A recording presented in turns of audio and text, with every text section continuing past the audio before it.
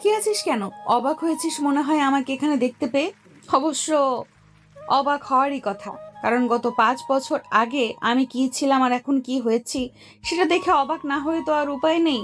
তবে যাই হোক, তুই কি আমায় চিনতে পেরেছিস মিস্টার আয়ান? আমি কিন্তু সেই মায়া যাকে তুই গত 5 বছর আগে অপমান করে তার প্রেমের প্রপোজাল রিজেক্ট করেছিলি। মনে পড়ে কিনা দেখ তো আমার কথা।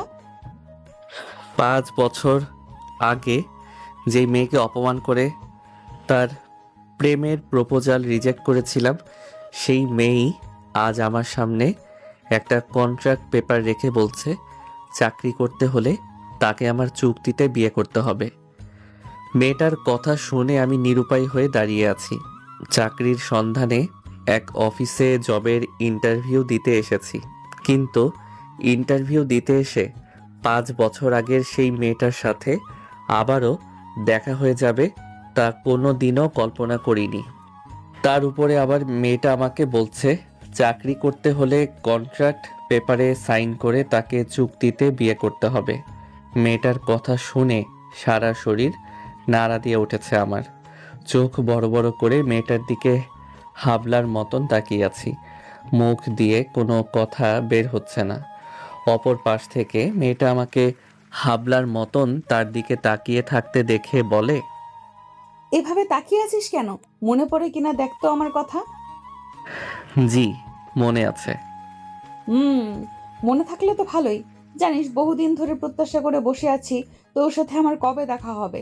আমার দোষ কি ছিল? আমার বয়স তোর থেকে বেশি, তোদের থেকে, তোদের মতো ধনী না। তুই আমাকে একগাদা অপমান করে আমার প্রেমের প্রপোজাল রিজেক্ট করেছিলি। শোন, তোর চাকরিটা যদি তুই কনফার্ম করতে চাস তাহলে অবশ্যই তোকে কন্ট্রাক্টে সাইন করতে হবে। মায়া, আপনি এমনটা করিয়েন না। আমার চাকরিটা খুব প্রয়োজন। থাপড়ে তোর গালের সমস্ত দাঁত ফেলে দিব। তুই আমার নাম ধরে ডাকছিস কোন সাহসে? ম্যাডাম বলে ডাক।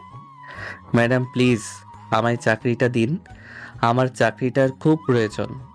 হ্যাঁ, এবার ঠিক আছে। আর মিস্টার আয়ান, তোকে কি আমি বলেছি যে চাকরিটা দেব না? তোকে তো আমি চাকরি দিতেই চেয়েছি, কিন্তু তার জন্য তো তোকে শর্ত মানতে হবে। তুই আমার কন্ট্রাক্ট পেপারটাকে সাইন করে দে, যেখানে লেখা আছে তুই আমার সাথে 3 বছরের চুক্তিতে বিবাহ বন্ধনে আবদ্ধ হয়েছিস। চুক্তির 3 বছরে তুই এই বিয়ে নিজ থেকে কখনোই ভাঙতে পারবি না। সেই সঙ্গে অফিস থেকেও রিজাইন করে চলে যেতে পারবি না। তবে আমি চাইলে যে কোনো কিছুই করতে পারবো। 3 বছরের আগে বিয়ে ভাঙতে পারবো। আমি চাইলে তোকে অফিস থেকেও তাড়িয়ে দিতে পারবো। এক কথায় আগামী 3 বছর আমার যেমন ইচ্ছা হয় তেমনটাই আমি করতে পারবো।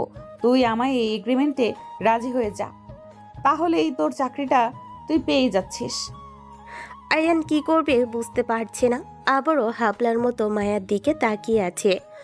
অপরদিকে মায়া আয়ানকে তার দিকে হাবলার মতন তাকিয়ে থাকতে দেখে এবার চরম রেগে যায়, যার ফলে সে রাগান্বিত কণ্ঠে বলে ওঠে। দেখ, তোর সাথে ঘন্টার পর ঘন্টা বকবক করবো সেই সময়টা আমার নেই। হয় তুই কন্ট্রাক্ট পেপারে সাইন কর, না হয় শুরুতেই অফিসের সকল কর্মচারীর সামনে আমি তোর চরম অপমান করব। তারপর সিকিউরিটির মাধ্যমে তোকে ঘাড় ধাক্কা দিয়ে অফিস থেকে বের করে দিব। এবার তুই কোনটা করবি জলদি বল। আয়ান এই অফিসে ইন্টারভিউ দিতে এসে এক ভয়ানক পরিস্থিতিতে আটকে গেছে। এখন সে চাইলে চাকরিটা বরখাস্ত করতে পারবে না, কারণ মায়া সবার সামনে তাকে অপমান করার হুমকি দিয়েছে। অন্যদিকে সে চাকরিটা করলো তার জন্য বিপদ, কারণ আজ প্রথম দিনেই মায়া তার সাথে যেভাবে কথা বলেছে, এতে করে আয়ান বুঝে গেছে রোজ তাকে মায়ের হাতে অপমান আর অপদস্থ হতে হবে। এছাড়া মায়া তাকে কন্ট্রাক্ট পেপারের সাহায্যে 3 বছরের জন্য বিয়ে করে তার জীবনটা নরক বানিয়ে দিতে চাইছে। তবে আয়ানের হাতে বর্তমানে থার্ড কোনো অপশন নেই। দুটোর মধ্য থেকে যে কোনো একটা তার বেছে নিতে হবে। একদিকে তার চাকরিটা খুব প্রয়োজন, সংসারের অভাব অনটন মেটাতে হলে চাকরিটা তার করতেই হবে। অন্যদিকে চাকরিটা রিজেক্ট করলে ঘরের মানুষের পেটে ভাত জুটবে না, আর সেই সঙ্গে অফিসের সকল কর্মচারীর সামনে অপমান হতে হবে। তাই আয়ান পরিবারের কথা চিন্তা করে আর কোনো কিছু না ভেবে কন্ট্রাক্ট পেপারে সাইন করে দেয়। মায়া আয়ানের কাছ থেকে কন্ট্যাক্ট পেপারে সাইন করিয়ে সেই কন্ট্যাক্ট পেপারটা ডেস্কের ভিতর রেখে তালা মেরে চেয়ার থেকে উঠে আকাশের কাছে এসে দাঁড়ায়। আজ থেকে তুই আমার পার্সোনাল অ্যাসিস্ট্যান্ট। তোর কোয়ালিফিকেশন যতই থাকুক না কেন, বর্তমানে এর থেকে ভালো কিছু তুই ডিজার্ভ করিস না। আগামী 3 বছর তোকে আমার অ্যাসিস্ট্যান্ট হয়েই কাটাতে হবে। এই যে শুন, তুই আমার অ্যাসিস্ট্যান্ট হয়েও আমি জানি তুই যোগ্যতা সম্পন্ন একটা ছেলে, তাই তোকে এখন কিছু কাজ দিব, সেসব তো সম্পন্ন করতে হবে। এই যে আমার ডেস্কের উপরে 3টা ফাইল রয়েছে, এইগুলো ফার্স্ট টু লাস্ট শেষ করে বুঝিয়ে দিয়ে তারপর বাসায় যাবি। এবার গিয়ে ওই কোনায় ফ্লোরের উপরে বসে কাজ কর। আমি আগামীকাল ম্যানেজারকে বলে দরজার বাইরে তোর জন্য চেয়ার আর একটা ডেস্কের ব্যবস্থা করে দিব। আয়ান চুপচাপ মায়ের কথা মতন মায়ের ডেস্কের উপর থেকে 3টা ফাইল নিয়ে মায়া কেবিনের এক কোণায় বসে ফাইলগুলো রেডি করতে শুরু করে। মায়া আয়ানকে ফ্লোরের উপরে বসে কাজ করতে বলাই আয়ানের বেশ অপমান লাগে, কিন্তু আয়ান মায়াকে সেটা নিয়ে কিছুই বলে না, কারণ সে অপারগ। চাকরিটা তার জন্য খুব জরুরি। পারিবারিক অবস্থা আয়ানের একদম ভালো নেই। সে এখন যদি মায়ের কথা না শুনি তাহলে সেটা তার জন্য সমস্যাজনক হবে। তাই সে মুখ বুজে ফ্লোরের উপরে বসে কাজ করতে আরম্ভ করে। কাজ করতে করতে দুপুর 3টা পেরিয়ে গেছে। দুপুর 2টার দিকে অফিসের লাঞ্চ টাইম।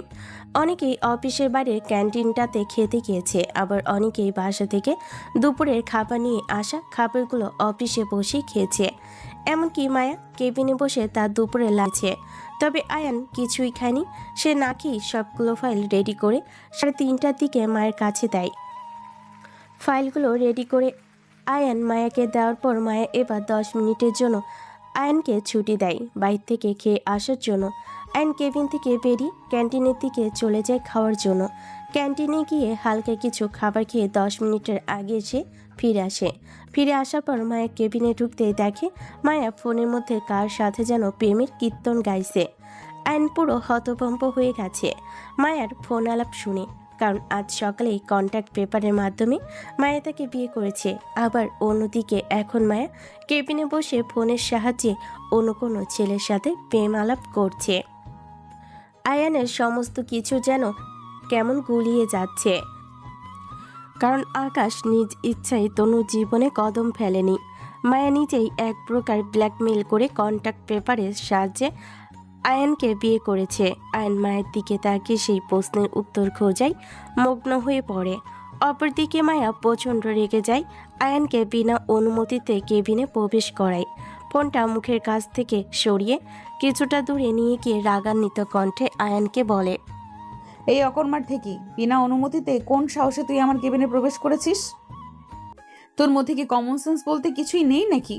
তুই কি জানিস না কারোর কেবিনে বা কারোর কক্ষে প্রবেশ করতে হলে অনুমতি নিয়ে ঢুকতে হয়? নাকি তোদের যখন অফিস আদালত ছিল তখন কর্মচারীরা বিনা অনুমতিতেই কেবিনে প্রবেশ করত, যার জন্য তুই এমনটা করেছিস? মায়া রাগান্বিত কণ্ঠে কথাবার্তা শুনে আয়ন থতমত খেয়ে যায়। তাড়াতাড়ি করে মায়া বিষয় নিয়ে ভাবনা চিন্তা বাদ দিয়ে কোনোভাবে নিজেকে আগে সংযত করে। এরপর মায়াকে বলে, ম্যাডাম আমি ক্ষমা প্রার্থী। আসলে ম্যাডাম আমি অন্যমনস্ক হয়ে থাকায় বেখেয়ালিভাবে কেবিনে অনুমতি ছাড়া প্রবেশ করে ফেলেছি। ম্যাডাম আমি আন্তরিকভাবে দুঃখিত। আগামীতে এই রকমটা আর কখনো হবে না। দেখ, আমি আগেই বলেছি আমাকে উল্টাপাল্টা বুঝ দিতে আসিস না। আমি ভালোভাবেই জানি তুই ইচ্ছাকৃতভাবে কেবিনে অনুমতি ছাড়া প্রবেশ করেছিস, আর কেন অনুমতি নিসনি সেটাও আমি জানি। আর অনুমতি ছাড়া কোন উদ্দেশ্য নিয়ে প্রবেশ করেছিস সেটাও আমার জানা। তুই হয়তো ভেবেছিস তুই আমার স্বামী আর আমি তোর স্ত্রী। আমার কাছে অনুমতি নেওয়ার কোনো প্রয়োজন নেই তোর। আর তুই আমার কেবিনে না বলে প্রবেশ করার উদ্দেশ্য হচ্ছে আমাকে অপ্রস্তুতভাবে দেখা। শোন, আমি ভালো করেই জানি তোর মনে শয়তানি চেপেছে, কারণ যেভাবেই হোক তোর আর আমার বিয়ে হয়েছে, তাই তুই সেটার ফায়দা ওঠাতে চাচ্ছিস। শোন মিস্টার আয়ান মাহমুদ, তোকে একটা কথা স্পষ্টভাবে জানিয়ে দিই, তোকে আমি বিয়ে করার উদ্দেশ্যে কিন্তু মোটেও এটা না যে আমি তোর সাথে ঘনিষ্ঠ হব বা তোর সাথে সাধারণ বাকি 5-10টা দম্পতির মতন আগামী 3 বছর কাটাবো।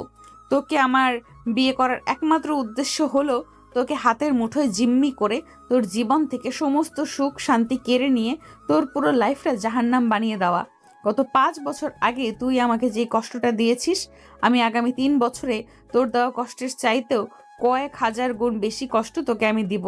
সেজন্যই আমি তোকে কন্ট্রাক্ট পেপারে সাইন করে জিম্মি করেছি। মায়া কথা শুনে আয়ানের এবার প্রচণ্ড মেজাজ খারাপ হয়, কারণ একে তো মায়া তার উপরে জোর জবরদস্তি দোষ চাপিয়ে দিচ্ছে, দ্বিতীয়ত মায়া তার উপরে প্রতিশোধ নেওয়ার জন্য খালি তাকে বিয়ে করেছে। আয়ন সব কিছু শোনার পর নিজেকে কন্ট্রোল করতে না পেরে মায়ের মুখের উপরে বলে ওঠে, এই মেয়ে নিজেকে কি ভাবিস তুই? হ্যাঁ, দুনিয়ায় খালি একমাত্র তোর কথাগুলোই সঠিক, আর বাকি সবার কথা মিথ্যা। আর তুই একটু আগে কি বললি? আমার জীবন থেকে সুখ শান্তি কেড়ে নিয়ে আমার জীবন জাহান্নাম বানাবি? শোন, তোর চাকরি আমি করব না, আমি অন্য কোথাও চাকরির জন্য আবেদন করব। তারপর দেখি তুই আমার সুখ শান্তি কিভাবে কেড়ে নিস। আয়নের মুখে তুই তোকারি শুনে মায়া ফোন কেটে দিয়ে টেবিলের উপর রাখে। এরপর বসা থেকে উঠে ডেস্কের উপরে থাকা মায়া তার কথা বলার ছোট ফোনটা হাতে নিয়ে সজোরে আয়নের উপরে ছুঁড়ে মারে, যার ফলে ফোনটা আয়নের কপালে লেগে কপাল ফেটে রক্ত পড়তে আরম্ভ করে। মায়ের এমন আচরণে আয়নের আরও রাগ উঠে যায়। নিজেকে সামলানো বাদ দিয়ে কোনো কিছু না ভেবে আয়ন সোজা মায়ের দিকে তেড়ে গিয়ে মায়াকে গলা চেপে ধরে পিছনের দেওয়ালের সাথে মায়াকে ঠেসে ধরে। এরপর গর্জন করে বলে ওঠে, এই মেয়ে কিসের এত দেমাগ তোর? আমাকে কি তোর মানুষ বলে মনে হয় না? আজ সকাল থেকে আমার সাথে যা খুশি করে যাচ্ছিস, যা খুশি বলে যাচ্ছিস, তার উপরে এখন আবার এসে মিথ্যা দোষ চাপিয়ে আমার উপরে ফোন ছুঁড়ে মেরেছিস। এই মেয়ে, আমাকে কি তোর খেলনার পুতুল মনে হচ্ছে নাকি? আর আমার জীবন নষ্ট করার তুই কে? 5 বছর আগে তোকে না হয় অপমান করেছি, তাই বলে কি তুই আমার পুরো জীবনটাই তছনছ করে দিবি নাকি? মায়া আয়ানের কথার কোনো জবাব দেয় না, আর জবাব দিবেই বা কি করে? আয়ন মায়ের গলা জোরে চেপে ধরেছে, তাতে করে মায়া বহু চেষ্টা করেও মুখ দিয়ে কোনো শব্দ বের করতে পারছে না। প্রচণ্ড ব্যথা লাগছে মায়ের। ব্যথা সহ্য করতে না পেরে মায়ের চোখ দিয়ে পানি পড়তে আরম্ভ করে। মায়া অসহায়ের মতো চোখে পানি নিয়ে আয়নের দিকে তাকিয়ে থাকে। অপরদিকে মায়ের কান্নারত দৃষ্টি দেখে আয়নের রাগ মাটি হয়ে যায়। মনের ভিতর কেমন যেন এক ধরনের খারাপ লাগা অনুভব করছে। যদিও বা মায়া আয়নের সাথে খারাপ আচরণ করেছে, কিন্তু মেয়েটার চোখের পানি দেখা মাত্রই আয়ন কেমন যেন একদম শান্ত হয়ে যায়। মায়ের গলা থেকে হাতটা চুপচাপ নামিয়ে নিয়ে দাঁড়িয়ে থাকে আয়ন। অন্যদিকে মায়া আয়নের থেকে ছাড়া পাওয়া মাত্রই কাশতে কাশতে বলে ওঠে, তোকে আমি ছাড়বো না। 5 বছর আগের কথা, 5 বছর আগের আচরণের কারণে আগামী 3 বছরের জন্য তোকে জিম্মি করেছি, কিন্তু বর্তমানে তুই যেটা করেছিস সেটার জন্য তোকে অনেক ভয়াবহ শাস্তি পেতে হবে। আর তুই একটু আগে কি বলেছিলি? আমার চাকরি করবি না, অন্য কোথাও চাকরি দেখবি? শোন, এই চিন্তা মাথা থেকে ঝেড়ে ফেলে দে, না হয়তো কন্ট্রাক্ট পেপার নিয়ে গিয়ে থানায় মামলা করে তোকে লকআপে বন্দি করব।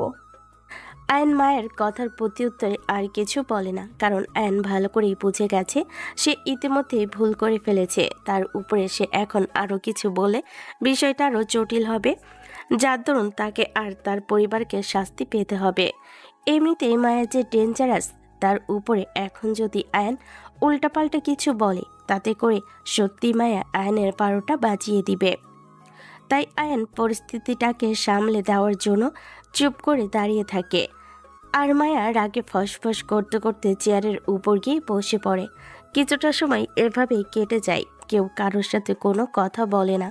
কিছুক্ষণ পর মায়ের রাগ কমে যায়। রাগ কমার পর মায়া কি মনে করে যেন ডেস্কের ডয়ার খুলে ডয়ার থেকে ফার্স্ট এড বক্স হাতে নিয়ে উঠে দাঁড়ায়। এরপর আয়নকে বলে, চুপ করে আমার চেয়ারটায় বস। আয়ন মায়ের আচরণ দেখে পুরো তাজ্জব হয়ে যায়। আয়নের মাথা কাজ করছে না, এটা কি সত্যি সেই মায়া যে একটুকেই আয়নের জীবন ধ্বংস করে দেওয়ার কথা বলেছিল? আয়ন এক নজরে আশ্চর্যজনক দৃষ্টিতে হাঁ করে মায়ের দিকে তাকিয়ে আছে। অপরদিকে মায়া আয়নকে তার দিকে হাঁ করে তাকিয়ে থাকতে দেখে আবারও বলে ওঠে, এই অকর্মা ঠিকই তোকে আমার চেয়ারটায় বসতে বলেছি, আমার কথাটা কি তোর কানে যায়নি? মায়ের কথাই আয়নের হুঁশ ফিরে আসে। আয়ান তাড়াতাড়ি মায়ের কথা অনুযায়ী চুপ করে তনু চেয়ারটায় গিয়ে বসে। আয়ন মায়ের চেয়ারে বসার পর মায়া ফার্স্ট এইড বক্সটা খুলে নিজের তুলো নিয়ে শুরুতে আয়নের কপালে রক্ত পড়া বন্ধ করে। এরপর মায়া আয়নের কপাল ওয়াশ করে আয়নের কপালে পট্টি বেঁধে দেয়। মায়ের আচরণ দেখে আয়নের মনে হচ্ছে মায়া যেন তার বিয়ে করা বউ, আর এমনটা মনে হওয়ার আরও একটা কারণ রয়েছে।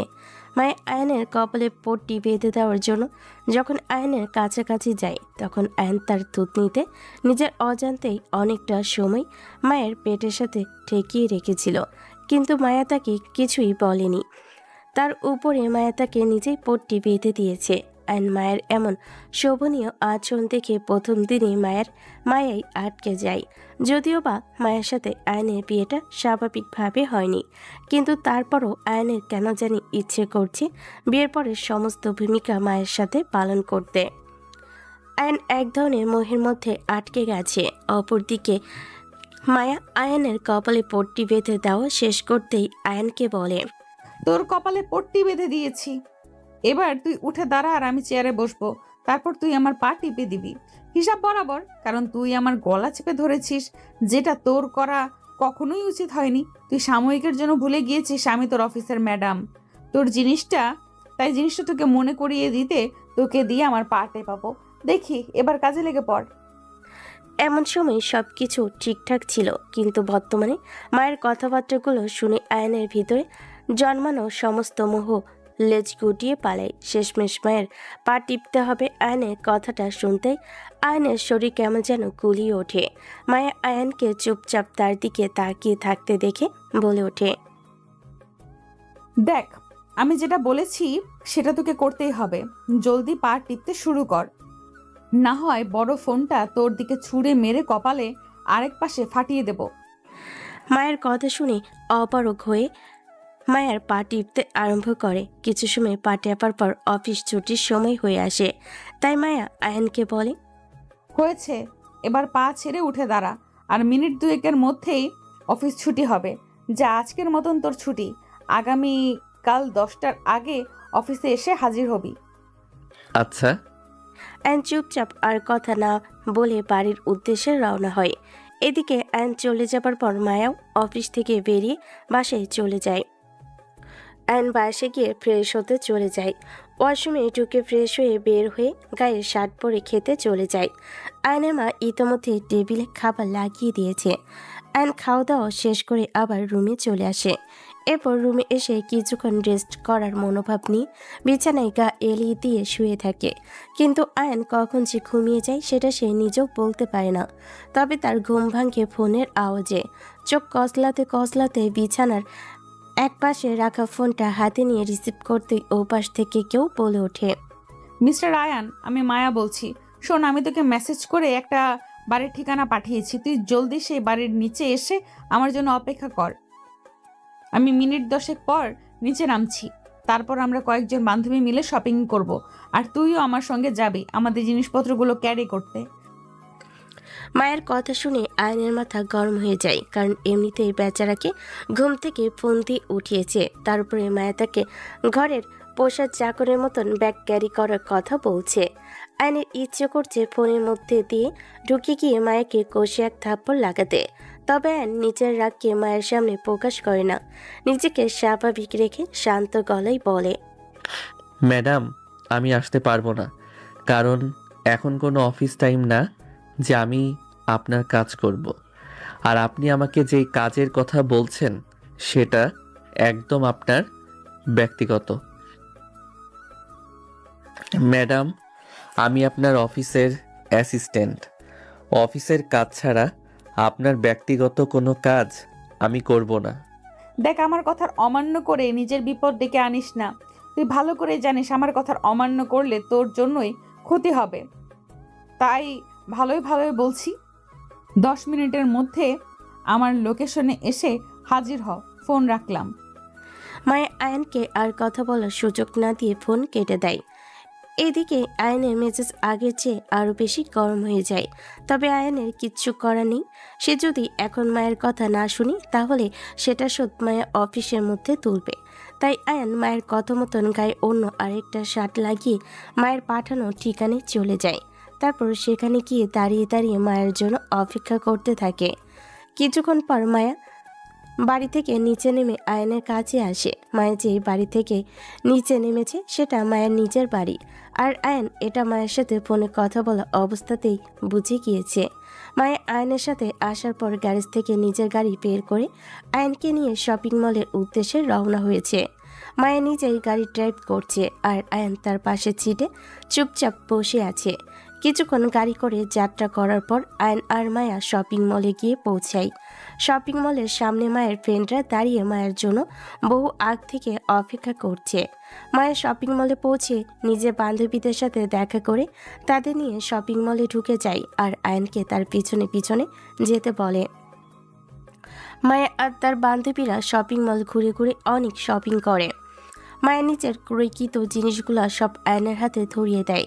তবে মায়ের বান্ধবীরা যখন তাদের ক্রয়কৃত জিনিস আয়নের হাতে দিতে যাবে ক্যারি করার জন্য, তখন জিনিসটা মায়ের কেমন যেন গায়ে লাগে। তাই সে সবাইকে বলে নিজের জিনিস নিজেকেই ক্যারি করতে, আর তার জিনিসগুলোই খালি সে আয়নের হাতে দেয়। এরপর শপিং শেষ করে যে যার মতন বিদায় নিয়ে বাড়ি চলে যায়। আর মায়া আয়নকে নিয়ে গাড়ি করে নিজের বাড়ির সামনে এসে পৌঁছায়। বাড়ির সামনে পৌঁছানোর পর গাড়ি সাইড করে মায়া আয়নকে বলে তার শপিং ব্যাগগুলো বাস অব্দি পৌঁছে দিতে। আয়ন কোনো কথাবার্তা ছাড়া চুপচাপ মায়ের কথা মেনে জিনিসগুলো সঙ্গে নিয়ে মায়ের পিছনে পিছনে যেতে থাকে।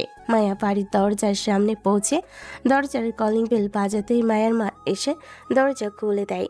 তারপর মায়া আয়নের হাত থেকে শপিং ব্যাগগুলো নিয়ে ঘরে প্রবেশ করে আর আয়নকে বলে, হয়েছে, এবার তুই বাড়ি চলে যা। এরপর আয়ন সেখান থেকে চলে আসে।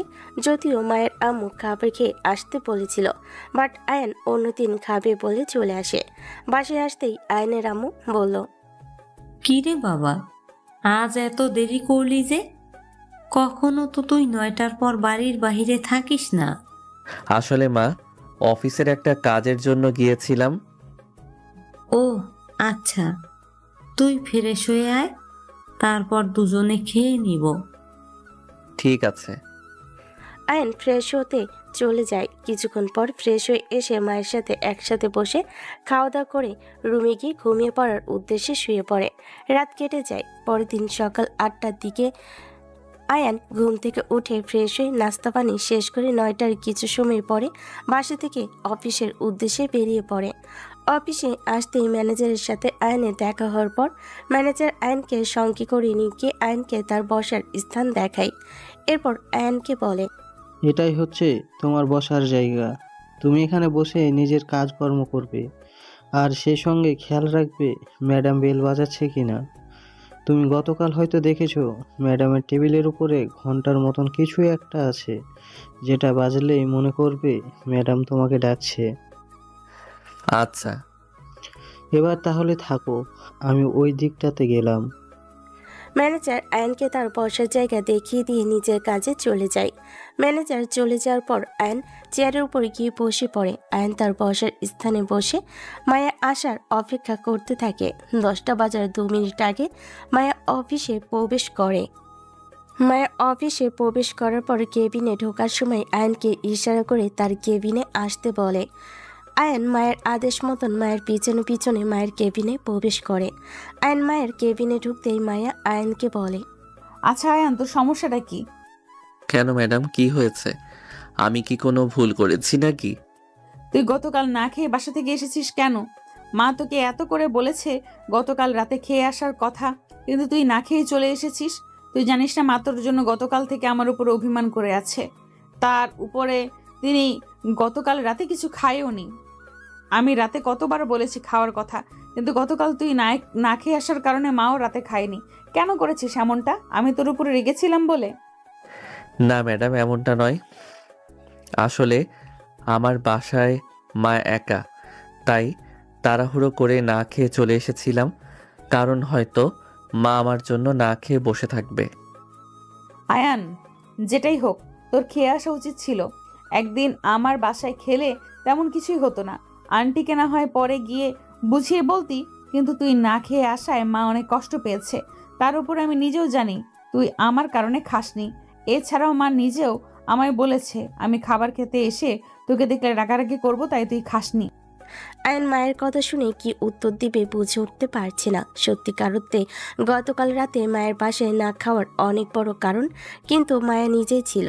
আয়ন বেশ চিন্তায় পড়ে যায় মায়ের কথায় কি উত্তর দিবে, তাই সে চুপ করে আছে। অপরদিকে মায়া আয়নকে চুপ করে থাকতে দেখে আচ্ছা শোন, যা হবার হয়ে গেছে, এখন গিয়ে কাজে মন দে। আর 2 ঘন্টা পর মানে ঘড়ির কাঁটায় 12টা বাজলেই তুই আমার কেবিনে এসে দেখা করবি। তারপর তোকে নিয়ে একটা কাজে বের হব। ঠিক আছে ম্যাডাম। মায়ের কেবিন থেকে বেরিয়ে আয়ন নিচের ডেস্কে এসে বসে। দেখতে দেখতে 12টা বেজে যায়। আয়ন 12টা বাজতেই অনুমতি নিয়ে মায়ের কেবিনে প্রবেশ করে।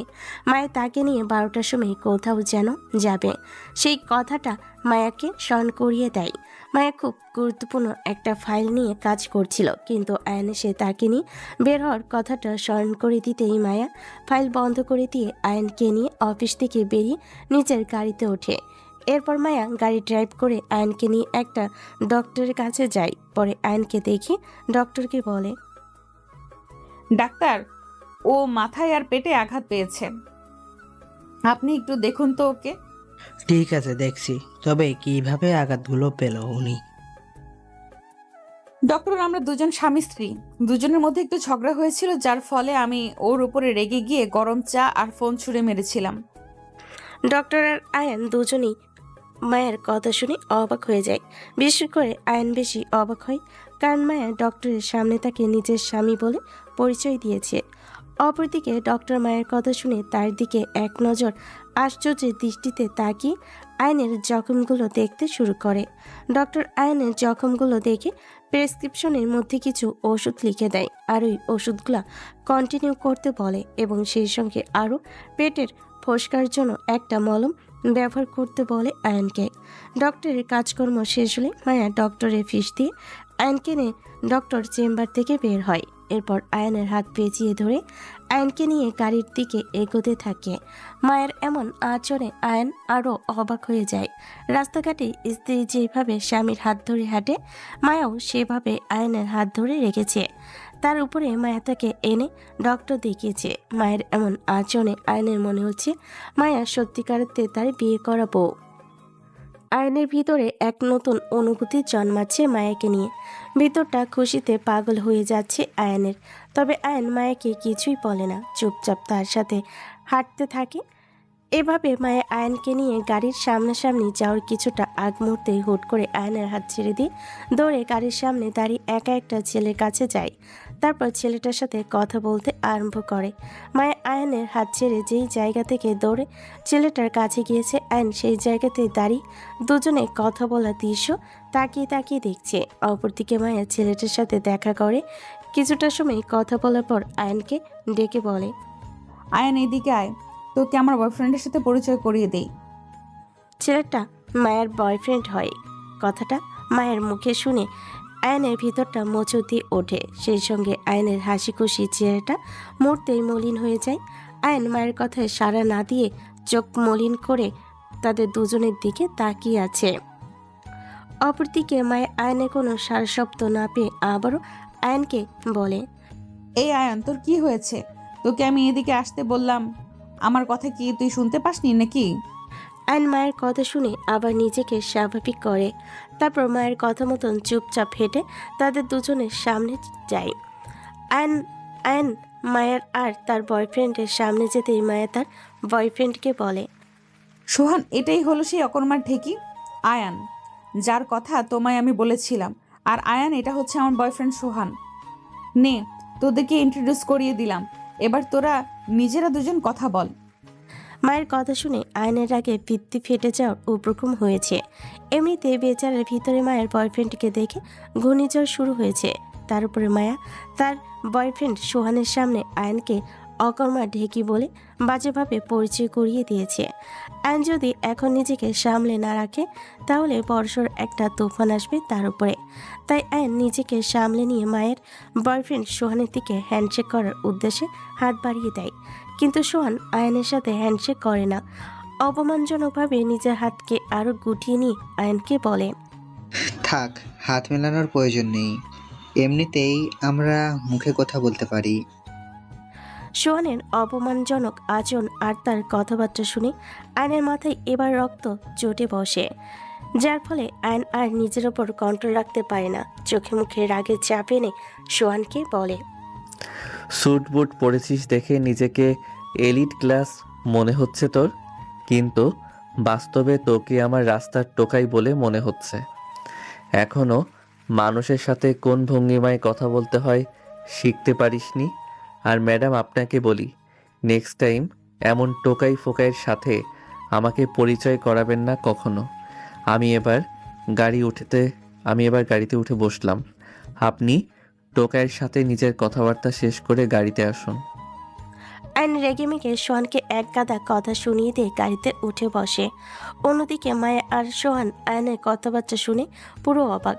সে সঙ্গে সোহানের লজ্জায় মাথা কাটা যাবার মতন অবস্থা।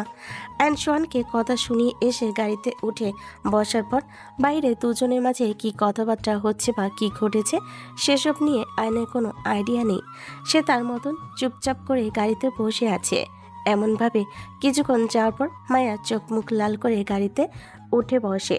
এরপর গাড়ি স্টার্ট দিয়ে আয়নকে বলে, এই আয়ান, তুই কোন সাহসে সোহানকে অপমান করেছিস? তোর তো দেখছি অনেক সাহস বেড়ে গেছে। সোহানের হয়ে মায়াকে কথা বলতে দেখে এবার আয়নের মায়ের উপরও চরম রাগ উঠে যায়। তাই সে মায়াকে বলে, সাহসের তো এখনো কিছুই দেখিসনি। রাস্তার টোকাইটাকে নিয়ে ওকালতি করতে আসলে তোকে এখন কষে এমন এক থাপ্পড় মারবো, সোজা গাড়ির দরজা ভেঙে রাস্তার উপরে গিয়ে ছিটকে পড়বি। কি ভেবেছিস আমাকে? সবসময় চুপ করে থাকি বলে আমি দুর্বল? তুই আমাকে এটা সেটা বলিস, সেটা না হয় কোনোভাবে মানা যায়, কিন্তু কোন সাহসে তোর সেই রাস্তার টোকাই বয়ফ্রেন্ড আমাকে অপমান করে? এত সাহস কই পেয়েছে সে? মায়ের এমনিতেই মেজাজ খারাপ। আয়ন সোহানকে অপমান করে চলে আসার পর মায়ের সাথে সোহানের ছোটখাটো একটা ঝামেলা লেগেছে।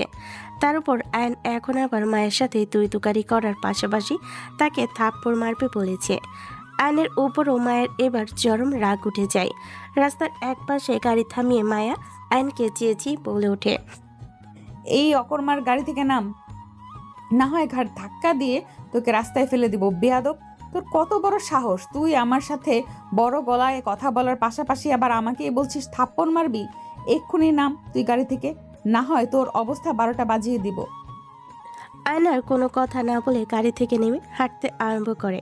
হাঁটতে হাঁটতে আয়ন অনেকটা সামনে চলে যায়। আর মায়া রাস্তার একপাশে গাড়ি সাইড করে এখনও গাড়িতে বসে আছে।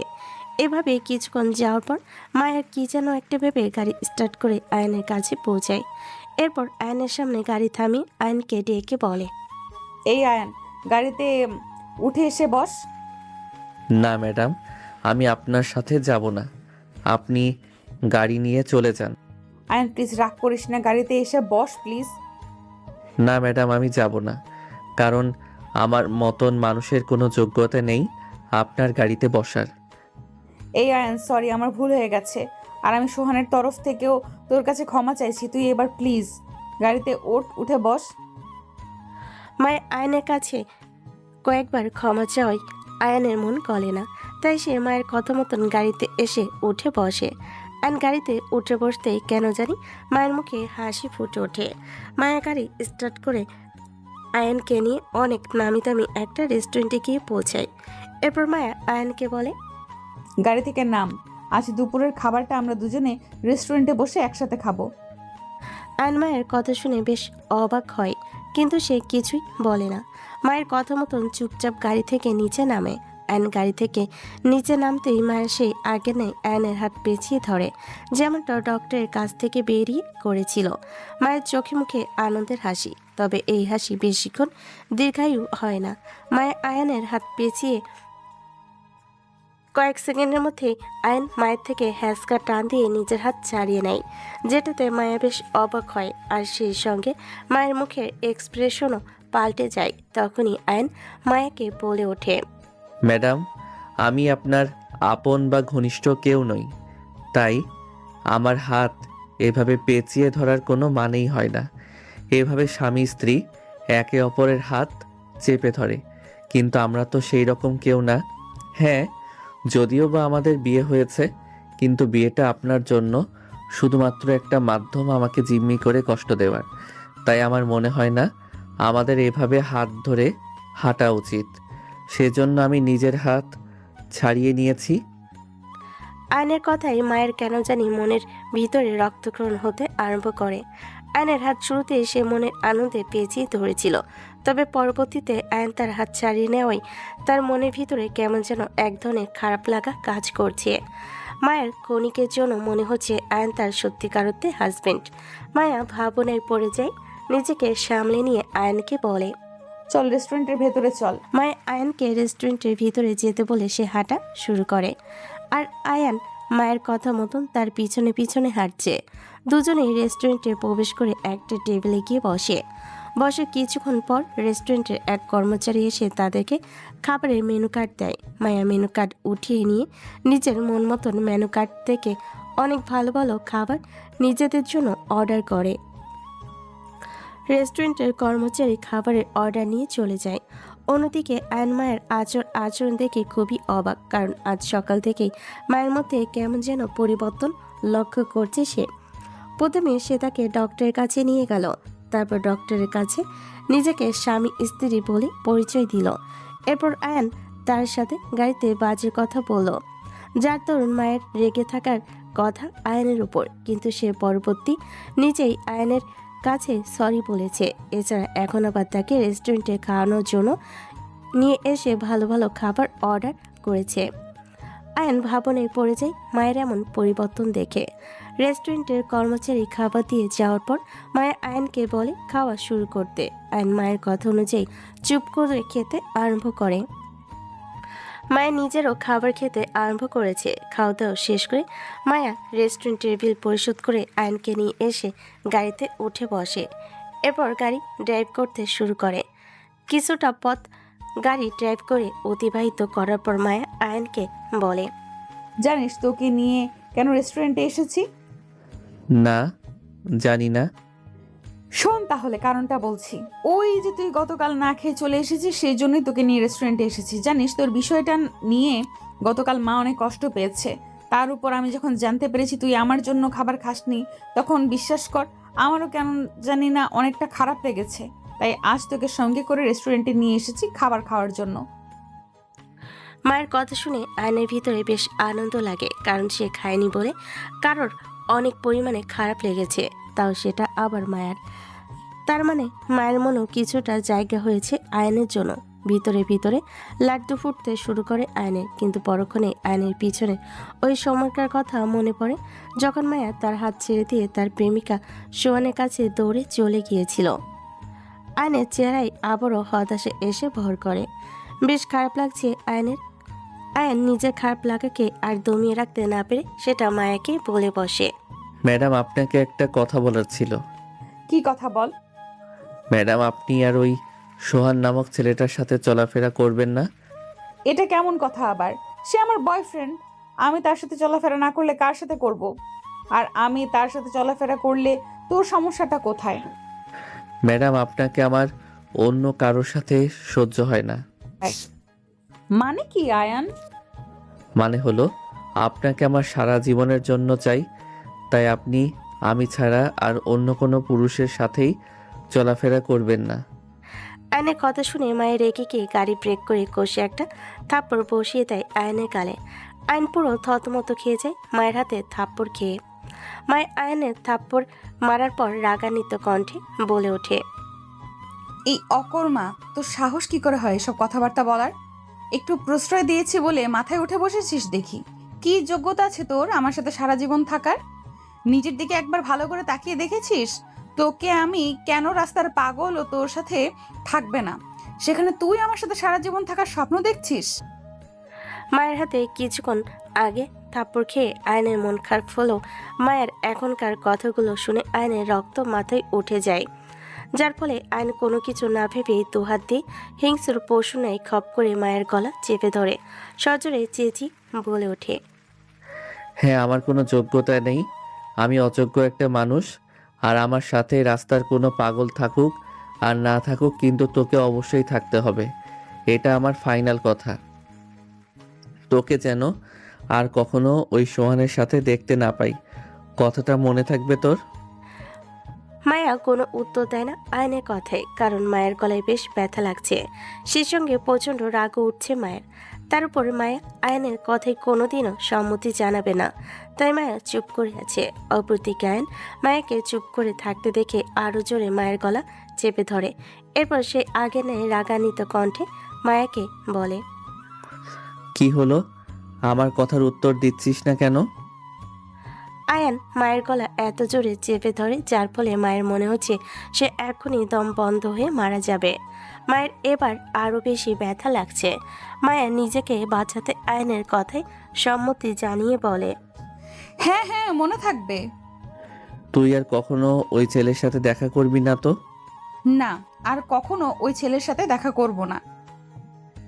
কথাটা যেন মাথায় থাকে। মনে রাখবি, তোকে আমার সাথে সারা জীবন কাটাতে হবে। ভুলেও কিন্তু কখনো আমায় ছেড়ে ওই সোহানের কাছে যাওয়ার চিন্তা মাথায় আনবি না। হ্যাঁ হ্যাঁ, আমার মনে থাকবে। কি মনে থাকবে? তোমার মুখ থেকে একবার একটু শুনি।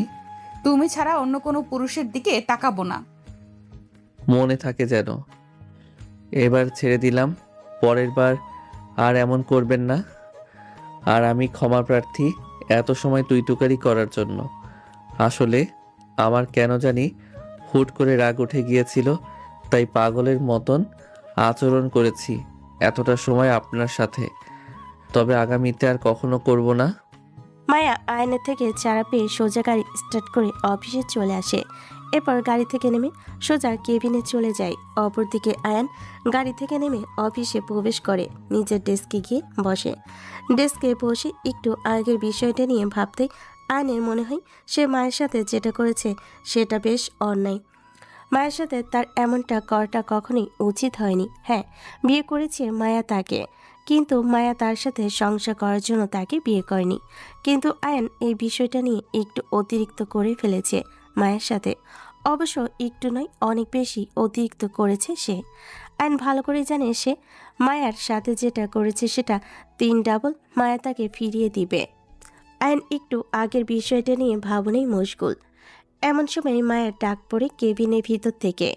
আয়ন ডেস্ক থেকে উঠে মায়ের অনুমতি নিয়ে মায়ের কেবিনে প্রবেশ করে। তখনই মায়া চেয়ার থেকে উঠে এক গাদা ফাইল দাম করে আয়নের মুখের উপর ছুঁড়ে দিয়ে বলে, আমার গলা চেপে ধরেছিলি না? এবার তুই হারে হারে টের পাবি। আমি তখন নিরুপায় ছিলাম, যার কারণে তুই আমার সাথে ওইরকমটা করে বেঁচে যেতে পেরেছিস। তবে এখন আর পারবি না। এবার তোর কি হাল করব তুই নিজেও বুঝে উঠতে পারবি না।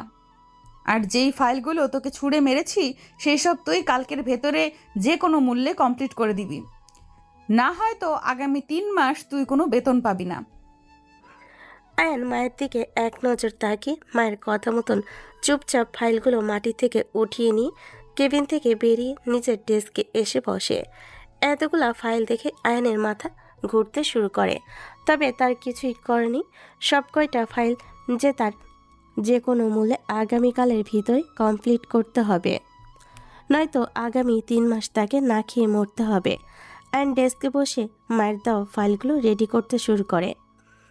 প্রথম ফাইলটা রেডি করতে করতে 2 ঘন্টা সময় চলে যায়, আর আধা ঘন্টা বাকি আছে অফিস ছুটি হওয়ার। তবে আয়নের সেই দিকে কোনো খেয়াল নেই। আয়ন একটা ফাইল শেষ করে আরেকটা ফাইলে হাত দেয়, যে ফাইলটা নিয়ে মায়া কিছুটা কাজ করেছিল। আয়ন মায়ের কাজ করা ফাইলে হাত দেওয়ার পর দেখে মায়ের কাজে কিছুটা ভুল আছে, তাই আয়ন ফাইলটা নিয়ে মায়ের কেবিনে যায়। মায়ের কেবিনে বসে বসে ফোনে কথা বলছিল। আয়ান মায়ের কথা বলার ভঙ্গিমা দেখে বুঝে ফেলে মায়া কার সাথে ফোনে কথা বলছে। অপরদিকে মায়া আয়ানের আগমনে ফোনটা রেখে দিয়ে আয়ানকে জিজ্ঞাসা করে, কিরে, কি হয়েছে? ম্যাম, আপনি হয়তো আমাকে দেওয়া 7টা ফাইল থেকে একটা ফাইলে নিজে কিছুটা কাজ করেছেন। হ্যাঁ করেছি, কিন্তু কি হয়েছে এখন? ম্যাম, আপনার কাজে কিছুটা ভুল চোখে পড়েছে, তাই কি করব জিজ্ঞাসা করতে এসেছি।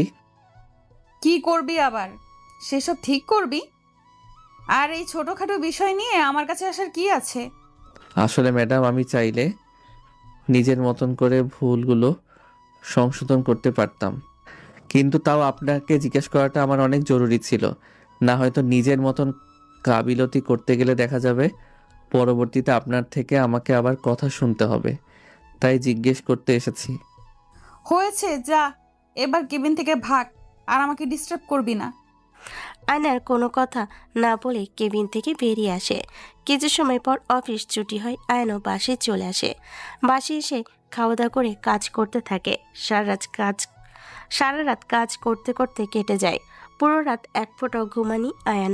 সকাল 8টার দিকে 7টা ফাইল পুরোপুরি কমপ্লিট হয়। কাজ শেষ করে আয়ান হাত মুখ ধুয়ে 9টার কিছু সময় পর ঘর থেকে অফিসের উদ্দেশ্যে বেরিয়ে পড়ে আয়ান। অফিসে পৌঁছে মায়ের কেবিনে সব কয়টা ফাইল রেখে এসে ডেস্কে বসে ঝিমোতে শুরু করে। ঝিমাতে এক পর্যায়ে আয়ন ডেস্কের উপরে মাথা রেখে ঘুমিয়ে যায়।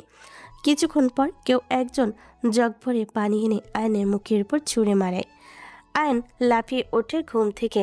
তখনই অপর পাশ থেকে ম্যানেজার আয়নকে বলে ওঠে, এখানে কি ঘুমানোর জন্য এসেছেন নাকি মিস্টার আয়ান মাহমুদ? আয়ন ম্যানেজারের কথায় কোনো উত্তর না দিয়ে হ্যাঁ করে তার দিকে তাকিয়ে আছে। সেই সময় ঘটনাস্থলে এসে মায়া উপস্থিত হয়। ম্যানেজার মায়াকে আয়নের ঘুমিয়ে যাওয়ার বিষয়টা জানায়। মায়া ম্যানেজারের কাছে আয়নের ঘুমিয়ে যাওয়ার বিষয়টা শুনে ম্যানেজারকে বলে, খালেক সাহেব, এবার তো ঠান্ডা পানি ছুঁড়ে মেরেছেন। আগামী থেকে অফিসে এসে ঘুমালে ফুটন্ত গরম পানি ছুঁড়ে মারবেন, যাতে করে চেহারার নকশা সব বদলে যায়। যত সব আজেরা লোক এসে জুটেছে আমার অফিসে। মায়া আয়নকে অপমান করে নিজের কেবিনে চলে যায়, আর ম্যানেজারও নিজের কাজে চলে যায়। আর আয়ান ডেস্কের উপরে চুপচাপ বসে পড়ে। মায়ের কথায় আর ম্যানেজারের আচরণে মনের ভিতর কষ্ট লাগলেও উপরে কোনো রিয়াকশন করে না আয়ান, কারণ এসব কিছু তার সাথে নিত্যদিন ঘটতে থাকবে, যেটা তার সহ্য করতে হবে। একসময় কেটে যায়, 1 ঘন্টা কেটে যায়, ঘড়ি কাটা সবে কেবল 11টা অতিক্রম করেছে। এমন সময় হুট করে মায়া রেগেমেগে কেবিন থেকে বেরিয়ে এসে আয়নের কলার চেপে ধরে আয়নকে জোরপূর্বক টেনে অফিসের সকল কর্মচারীর সামনে নিয়ে যায়। এরপর সবাইকে ডেকে বলে, এই যে দেখুন, অফিসের সবচেয়ে বড় অকর্মা, সে নাকি বলে আরো গ্র্যাজুয়েশন কমপ্লিট করেছে। আমি তাকে কয়েকটা ফাইল দিয়েছিলাম কাজ করার জন্য, কিন্তু সে একটা ফাইলের মধ্যে বিরাট বড় একটা ভুল করে বসেছে। এখন একে কি করা উচিত সবাই বলেন? মায়ের কথার প্রতি উত্তরে অফিসের কর্মচারীরা বলে আয়নকে অফিস থেকে বের করে দিতে, কারণ ওর মতন কর্মচারীর জন্য অফিসের অনেক বড় ক্ষতি হতে পারে। মায়ের অফিসের কর্মচারীদের কথা শুনে আয়নকে বলে, সবাই ঠিক কথাই বলছে, তুই অফিস থেকে বেরিয়ে যা, কারণ তোর কোনো যোগ্যতা নেই আমার অফিসে কাজ করার। তোর মতন মানুষ আমার অফিসে থাকলে আমার অফিস ধ্বংস হয়ে যাবে। তাই এক্ষুনি সোজা আমার অফিস থেকে বেরিয়ে যা, না হয় ঘাট ধাক্কা দিয়ে তোকে বের করে দেওয়া হবে। আয়ন মায়ের দিকে হতভাগার মতন তাকিয়ে আছে, কারণ সারা রাত জেগে কাজ করার ফলে মায়ের থেকে যে তাকে এভাবে দিবে সেটা সে কখনো কল্পনা করেনি। এক দৃষ্টিতে মায়ের দিকে তাকিয়ে আছে আয়ন। তারপর মায়া আয়নকে তার দিকে তাকিয়ে থাকতে দেখে সিকিউরিটিকে ডেকে বলে, সিকিউরিটি, এই অকর্মাটাকে ঘাট ধাক্কা দিয়ে অফিস থেকে বের করে দিন। মায়ের কথা মতন সিকিউরিটি আয়নকে ঘাট ধাক্কা দিয়ে অফিস থেকে বের করে দিয়ে আসে। আয়নকে অফিস থেকে ঘাট ধাক্কা দিয়ে বের করে দেওয়ার পর আয়নও মাথা নুয়ে গন্তব্যহীন হাঁটতে আরম্ভ করে। চোখ থেকে পানি টলমল করে পড়ছে আয়নের। সব কিছু শেষ তার। না আছে চাকরি আর না আছে ইজ্জত, দুটোই মায়া তার থেকে কেড়ে নিয়েছে। তবে মায়া আয়নকে অপমান করে বের করে দিল আয়নের জন্য একদিকে সেটা ভালো হয়েছে, কারণ আজ থেকে তাকে আর মায়ের কথা শুনতে হবে না। আজ থেকে মায়া তাকে আর অপমান করতে পারবে না। চাকরি করতে সে 3 বছরের জন্য মায়ের কাছে আটকা পড়ে গিয়েছিল আয়ন। সে কখনো চাইলেও নিজ ইচ্ছেই এই চাকরি ছাড়তে পারত না, কিন্তু মায়া আজ নিজেই তাকে মুক্ত করে দিয়েছে। তবে পরিবারের কথা ভেবে প্রচণ্ড হতাশা লাগছে আয়নের। সংসার কি করে সামলাবে সেই চিন্তায় হতাশা এসে ভর করেছে আয়নের উপর। হতাশাগ্রস্ত হয়ে হাঁটতে হাঁটতে কোনো এক পার্কে গিয়ে বেঞ্চের উপর বসে চোখের পানি মুছে ভাবতে থাকে কিভাবে কি করবে সে। অন্যদিকে মায়া কিছুক্ষণ ভাবার পর উপলব্ধি করতে পারে যা করেছে সেটা ঠিক হয়নি। হ্যাঁ, আয়নের উপরে তার অভিমান, রাগ রয়েছে, কিন্তু মায়া এ যাত্রায়ও অতিরিক্ত করে ফেলেছে। মায়ের ভিতরে এবার খারাপ লাগা কাজ করছে। তখনকার আচরণের কারণে একটা মানুষ একদিনের মধ্যে 7টা ফাইল কমপ্লিট করেছে। মায়ের তাকে বাহবা দেওয়ার কথা ছিল, কিন্তু মায়া সেটা না করে তাকে উল্টো অপমান করে বের করে দিয়েছে। মায়া মনে মনে সিদ্ধান্ত নেয় আয়নের কাছে ক্ষমা চেয়ে তাকে ফিরিয়ে আনবে। ভাবনা চিন্তা মোতাবেক অফিসের ম্যানেজার নাম্বার থেকে আয়নের কাছে ফোন দেয়, কারণ মায়া ভালো করে জানে তার নাম্বার দেখলে আয়ন ফোন রিসিভ করবে না। তাই সে ম্যানেজারের নাম্বার দিয়ে আয়নকে ফোন দেয়, কিন্তু আয়ন তাও ফোন রিসিভ করে না। বেশ কয়েকবার ম্যানেজারের নাম্বার থেকে আয়নকে ফোন দেওয়ার পরও ফোন রিসিভ করার কোনো নাম নিশানা নেই আয়নের। মায়া বুঝতে পারে আয়ন হয়তো ফোন সাইলেন্ট করে রেখেছে, নাই হয়তো ইচ্ছে করেই কারো ফোন রিসিভ করছে না। মায়া আয়নকে ফোনে না পেয়ে ভাবে কি করবে। তখনই মায়ের মাথায় আসে ফোনে জিপিএস ট্র্যাকারের সাহায্যে আয়নের খোঁজ পাওয়া যেতে পারে যদি আয়ন ফোনের লোকেশন অন থাকে। ভাগ্যক্রমে আয়নের ফোনে লোকেশন অন করাই ছিল। অবশ্য আয়ন ফোনে লোকেশন আজীবন এই অন করে রাখে, কারণ রাস্তাঘাটে কখন কি হয় বলা তো যায় না। মায়া আয়নের লোকেশন পেয়ে যায়। অফিস থেকে বেরিয়ে গাড়ি নিয়ে লোকেশন দেখে সোজা আয়নের কাছে চলে যায়। আয়ন এখনও পার্কে বসে মনমরা হয়ে কি করবে সেটা নিয়ে ভাবনায় মশগুল। মায়া পার্কে গিয়ে আয়নের পাশে বসে, তবে মায়া যে আয়নের পাশে গিয়ে বসেছে সেদিকে আয়নের কোনো খেয়াল নেই। মায়া আয়নের পাশে বসে ধীরে ধীরে হাতটা এগিয়ে নিয়ে গিয়ে আয়নের হাতের উপর রাখে, যার ফলে আয়ন সাথে সাথে চমকে ওঠে। আয়নকে চমকে উঠতে দেখে পাশ থেকে মায়া আয়নকে বলে, আরে চমকে ওঠার কিছুই নেই, আমি মায়া। হ্যাঁ ম্যাডাম, আপনি মায়া তা তো দেখতেই পেয়েছি, কিন্তু আপনি এখানে কি করছেন আর আমার হাত ধরেছেন কেন? তোর সাথে সময় কাটাতে এসেছি। মানে? মানে হলো তুই একা একা বসে আছিস, তাই তোর সাথে সময় কাটাতে চলে এলাম। ম্যাডাম, ফাইজলামো করছেন আমার সাথে, আর হাতটা ছাড়ুন। আরে ফাজলামো করছি না। আচ্ছা শোন আয়ান, আমি আন্তরিকভাবে দুঃখিত তোর কাছে তখনকার আচরণের জন্য। না ম্যাডাম, সমস্যা নেই, আমার কপালে লেখা ছিল ওসব। আর এবার প্লিজ আমার হাতটা ছাড়ুন। তোর হাত ছাড়ার জন্য তো ধরিনি। তুই এখন আমার সঙ্গে যাবি, তারপর তোর হাত ছেড়ে দিব আমি। আমি আপনার সঙ্গে যাব বলতে কোথায় যাব আমি? অফিসে যাবি? আবার কোথায় যাবি? সরি ম্যাডাম, আমি আর কাজ করব না আপনার অফিসে। আয়ান আমি সত্যিই সরি, আগামীতে আমি আর কখনো তোকে কিছু বলবো না। এবার চল আমার সাথে। না ম্যাডাম, আমি আর কখনো আপনার অফিসে যাব না। তোকে যেতে হবে, আমি বললাম তো, তোকে আর কখনো কিছু বলবো না। না ম্যাডাম, আমি তাও তাও আর আপনার অফিসে কাজ করব না। দেখ, আমার রাগ উঠাস না, ভুলে যাস না কিন্তু তুই এখনো আমার কাছে জিম্মি। তাই ভালোভাবে চল আমার সাথে। তোকে আর আমি কখনো কিছু বলবো না, না হয় কিন্তু জোর করে নিয়ে যাব বলে দিলাম। মায়ের কথা শুনে আয়ন নিজের জেদ কমিয়ে ফেলে, কারণ সে ভালো করে জানে মায়ের কাছে সে এখনও জিম্মি। তাই সে মায়ের অফিসে ফিরে যাবে বলে মনে মনে ঠিক করে। তবে সে মনে মনে আরেকটা সিদ্ধান্ত নেয়। এবার সে অফিসে যাবে ঠিক, কিন্তু অফিসের পুরো নকশা সে বদলে ফেলবে। আয়ন এতদিন চুপসে ছিল, তবে আর নয়। ধৈর্যের একটা সীমা থাকে, যেটা এবার আয়নের অতিক্রম হয়ে গেছে। কত দানে কত চাল, আয়ন এবার এটা মায়াকে বুঝিয়ে ছাড়বে। মায়ের কথা মেনে নিয়ে আয়ন মায়ের সাথে অফিসে যেতে রাজি হয়। তবে যাওয়ার আগে মায়াকে বলে, ম্যাডাম, আমি আপনার অফিসে যাব ঠিক, কিন্তু আমি কাজ করতে গিয়ে কোথায় ভুল করেছি সেটা আমাকে দেখতে দিতে হবে। আই মিন ফাইলগুলো আমায় আবার দিতে হবে। ঠিক আছে, দিব। তুই এবার অফিসে চল। অফিসে পৌঁছে তুই নিজেই আমার কেবিনে ঢুকে ডেস্ক থেকে ফাইলগুলো নিয়ে নিস। সব কয়টা আমার ডেস্কের উপরেই রাখা আছে। ওকে। আয়ন মায়ের সাথে অফিসে চলে যায়। অফিসে পৌঁছে নিজে গিয়ে মায়ের কেবিন থেকে ফাইলগুলো নিয়ে এসে নিজের ডেস্কে বসে দেখতে থাকে। কোথায় কোথায় ভুল হয়েছে সমস্ত ফাইল ঘেটে ঘুটে ভুল খুঁজতে থাকে। 7টা ফাইলের ভিতরে শেষ ফাইলটার মধ্যে আকাশ আয়ান ছোটখাটো একটা ভুল দেখতে পায়, যেটা কখনো আহামরি ভুল নয়। এবার কলমের কুতো দিলেই ভুলটা সংশোধন হয়ে যাবে। এছাড়া আয়নের কাছে আর কোনো ভুল চোখে পড়ে না।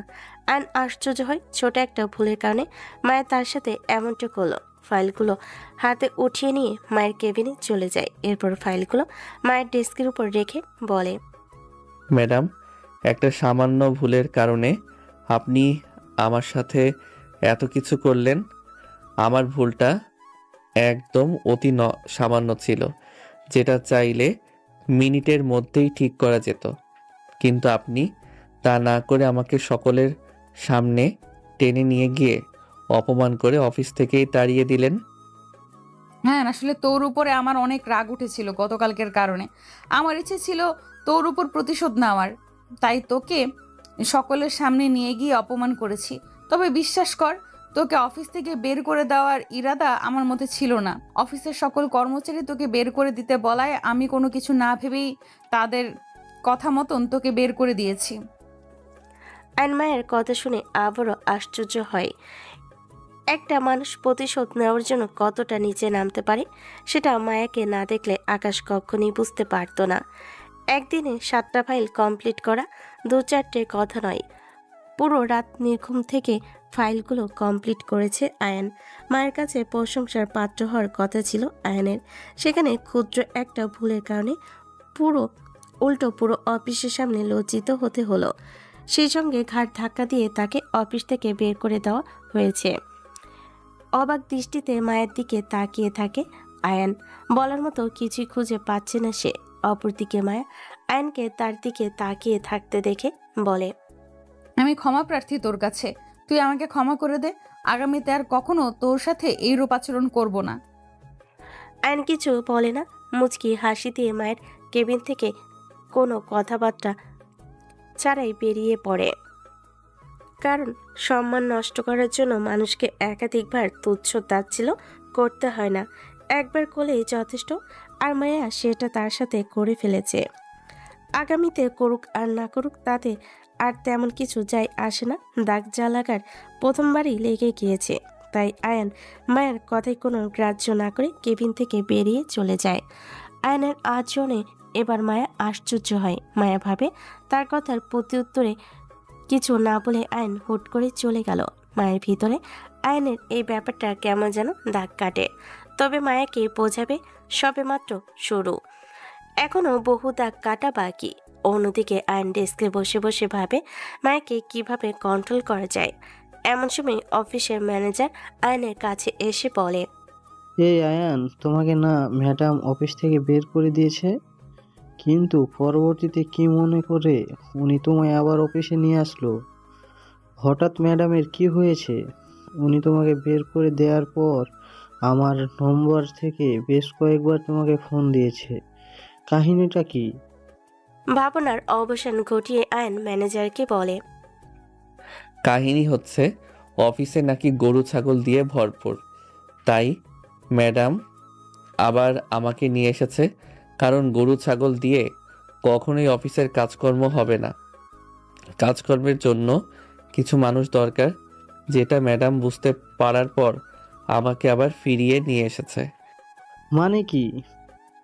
এই যে মাত্রই বললাম মানেটা। আয়ান, তুমি কি আমাকে অপমান করলে? ও মা, আপনাকে অপমান কেন করব? ম্যাডামের যা ভাষ্য আমি তো তাই আপনাকে বললাম। ম্যানেজার লজ্জা পেয়ে চলে যায়। ম্যানেজার থেকে মুখে পানি ছুঁড়ে মারার প্রতিশোধ নিয়েছে আকাশ। ম্যানেজার চলে যাওয়ার পর আয়ন আবারও ভাবতে থাকে মায়ার বিষয় নিয়ে। এভাবে কয়েকদিন চলে যায়। একদিন অফিস চলাকালীন সময়ে মায়া আয়নকে ডেকে বলে, আজকে রাতে একটা পার্টি আছে, যেখানে আমার সাথে তোর যেতে হবে। পার্টিটা রেখেছে আসাদ নামক একজন ভদ্রলোক, যিনি কিনা আমার বিজনেস পার্টনার। সেখানে আমার পরিচিত আরও অসংখ্য লোক থাকবে, আর পার্টিতে সোহানও আসবে। কারণ আসাদ সাহেব আমাকে চেপে ধরেছে পার্টিতে নিজের জীবনসঙ্গী সম্পর্কে সবাইকে জানাতে এবং বিয়ের ডেট সম্পর্কে অ্যানাউন্সমেন্ট করতে। শোন, তুই ভালো জামা কাপড় পরে রেডি হয়ে মাগরিবের পর আমার বাসার নিচে চলে আসিস। তারপর আমরা দুজন গাড়ি করে যাব, আর সোহানও সময় মতো সেখানে পৌঁছে যাবে। আচ্ছা। মাগরিবের পর রেডি হয়ে আয়ন মায়ার বাসার নিচে চলে যায়। মায়াও রেডি হয়ে নিচে এসে আয়নকে নিয়ে গাড়ি করে পার্টিতে এসে হাজির হয়। আয়ন পার্টিতে এসে এক কোণে চুপচাপ দাঁড়িয়ে আছে, আর মায়া তার কিছুটা দূরে দাঁড়িয়ে এক মেয়ের সাথে কথা বলছে। এমন সময় আসাদ সাহেব মায়ের কাছে গিয়ে বলে, স্পিকার হাতে নিয়ে স্টেজে গিয়ে সবাইকে বলে নিজের জীবনসঙ্গী সম্পর্কে জানাতে। মায়া আসাদ সাহেবকে বলে, আর একটু পরে সে স্টেজে গিয়ে সবাইকে নিজের সম্পর্কে বলবে এবং সবাইকে নিজের জীবনসঙ্গীর সাথে পরিচয় করিয়ে দিবে। আসাদ সাহেব চলে যায়। মায়া মেয়েটার সাথে কথা বলা বাদ দিয়ে আয়নের কাছে এসে বলে, আর কত সময় অপেক্ষা করব সোহানটার জন্য আল্লাহ জানে। সে এখনো আসছে না, মাথাটা পুরো খারাপ হয়ে যাচ্ছে। আচ্ছা তুই কি একটু গেটের সামনে গিয়ে দেখবি ও আসছে কিনা? আচ্ছা, দেখছি। গেটের সামনে চলে যাই সোহান আসছে নাকি দেখার জন্য, কিন্তু সোহান আসার কোনো নামগন্ধ নেই। আয়ন ফিরে এসে মায়াকে বলে সোহানকে দেখতে পায়নি। মায়া আয়নের কথা শুনে আয়নকে বলে, ওর আসার গুষ্টি মারি, ওরা আসতে হবে না। তুই চল আমার সাথে, তুই একদম চুপচাপ থাকবি আর আমি ডাকলে পরে তুই আমার কাছে যাবি। আর আমি যেমন যেমন বলবো তুই শুধু সেটার উপর ভিত্তি করে পরে সবাইকে কিছু বলবি। আয়ন কিছু বলে না। মায়া আয়নকে নিয়ে গিয়ে সামনের একটা জায়গায় দাঁড় করিয়ে দেয়, আর সেই স্পিকার হাতে নিয়ে স্টেজে গিয়ে ওঠে। তারপর আয়নকে সবাইকে দেখিয়ে দিয়ে বলে, ওই যে মানুষটা সে হচ্ছে আমার প্রিয় মানুষ। আমরা দুজন একটা মিউচুয়াল আন্ডারস্ট্যান্ডিংয়ে রয়েছি, দুজনের মধ্যে গভীর প্রেম চলছে। অল্প কিছুদিন পরেই আমরা দুজন বিবাহ করব। মায়া আয়নকে নিজের বয়ফ্রেন্ড বলে পরিচয় করিয়ে দিয়ে আয়নকে স্টেজে ডেকে তার হাতে স্পিকার দিয়ে বলে তাদের দুজনের সম্পর্কে কিছু বলতে। আয়ন স্টেজে গিয়ে সোজা মায়ার মুখের চুলকালি মেখে দিয়ে বলে, আমরা দুজন কোনো মিউচুয়াল আন্ডারস্ট্যান্ডিংয়ে নেই। আমি ওনার অফিসের একজন কর্মচারী, আর উনি আমার অফিসের ম্যাডাম।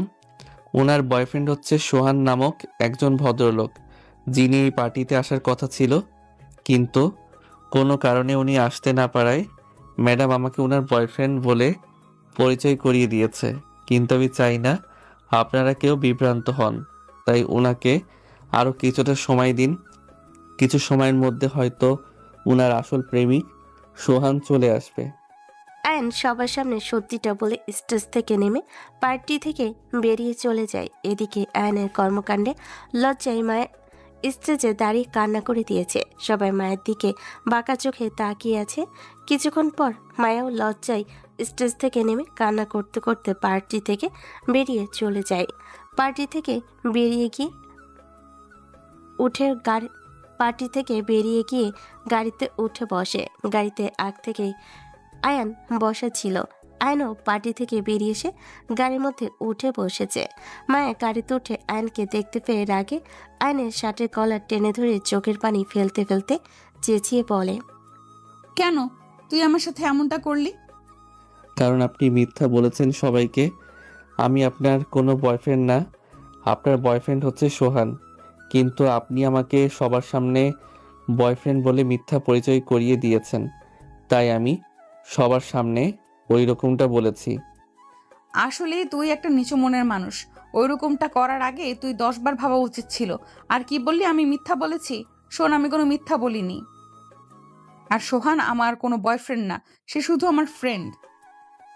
মায়ের কথা শুনে ভূত দেখার মতন চোখ বড় বড় করে মায়ের দিকে তাকিয়ে থাকে।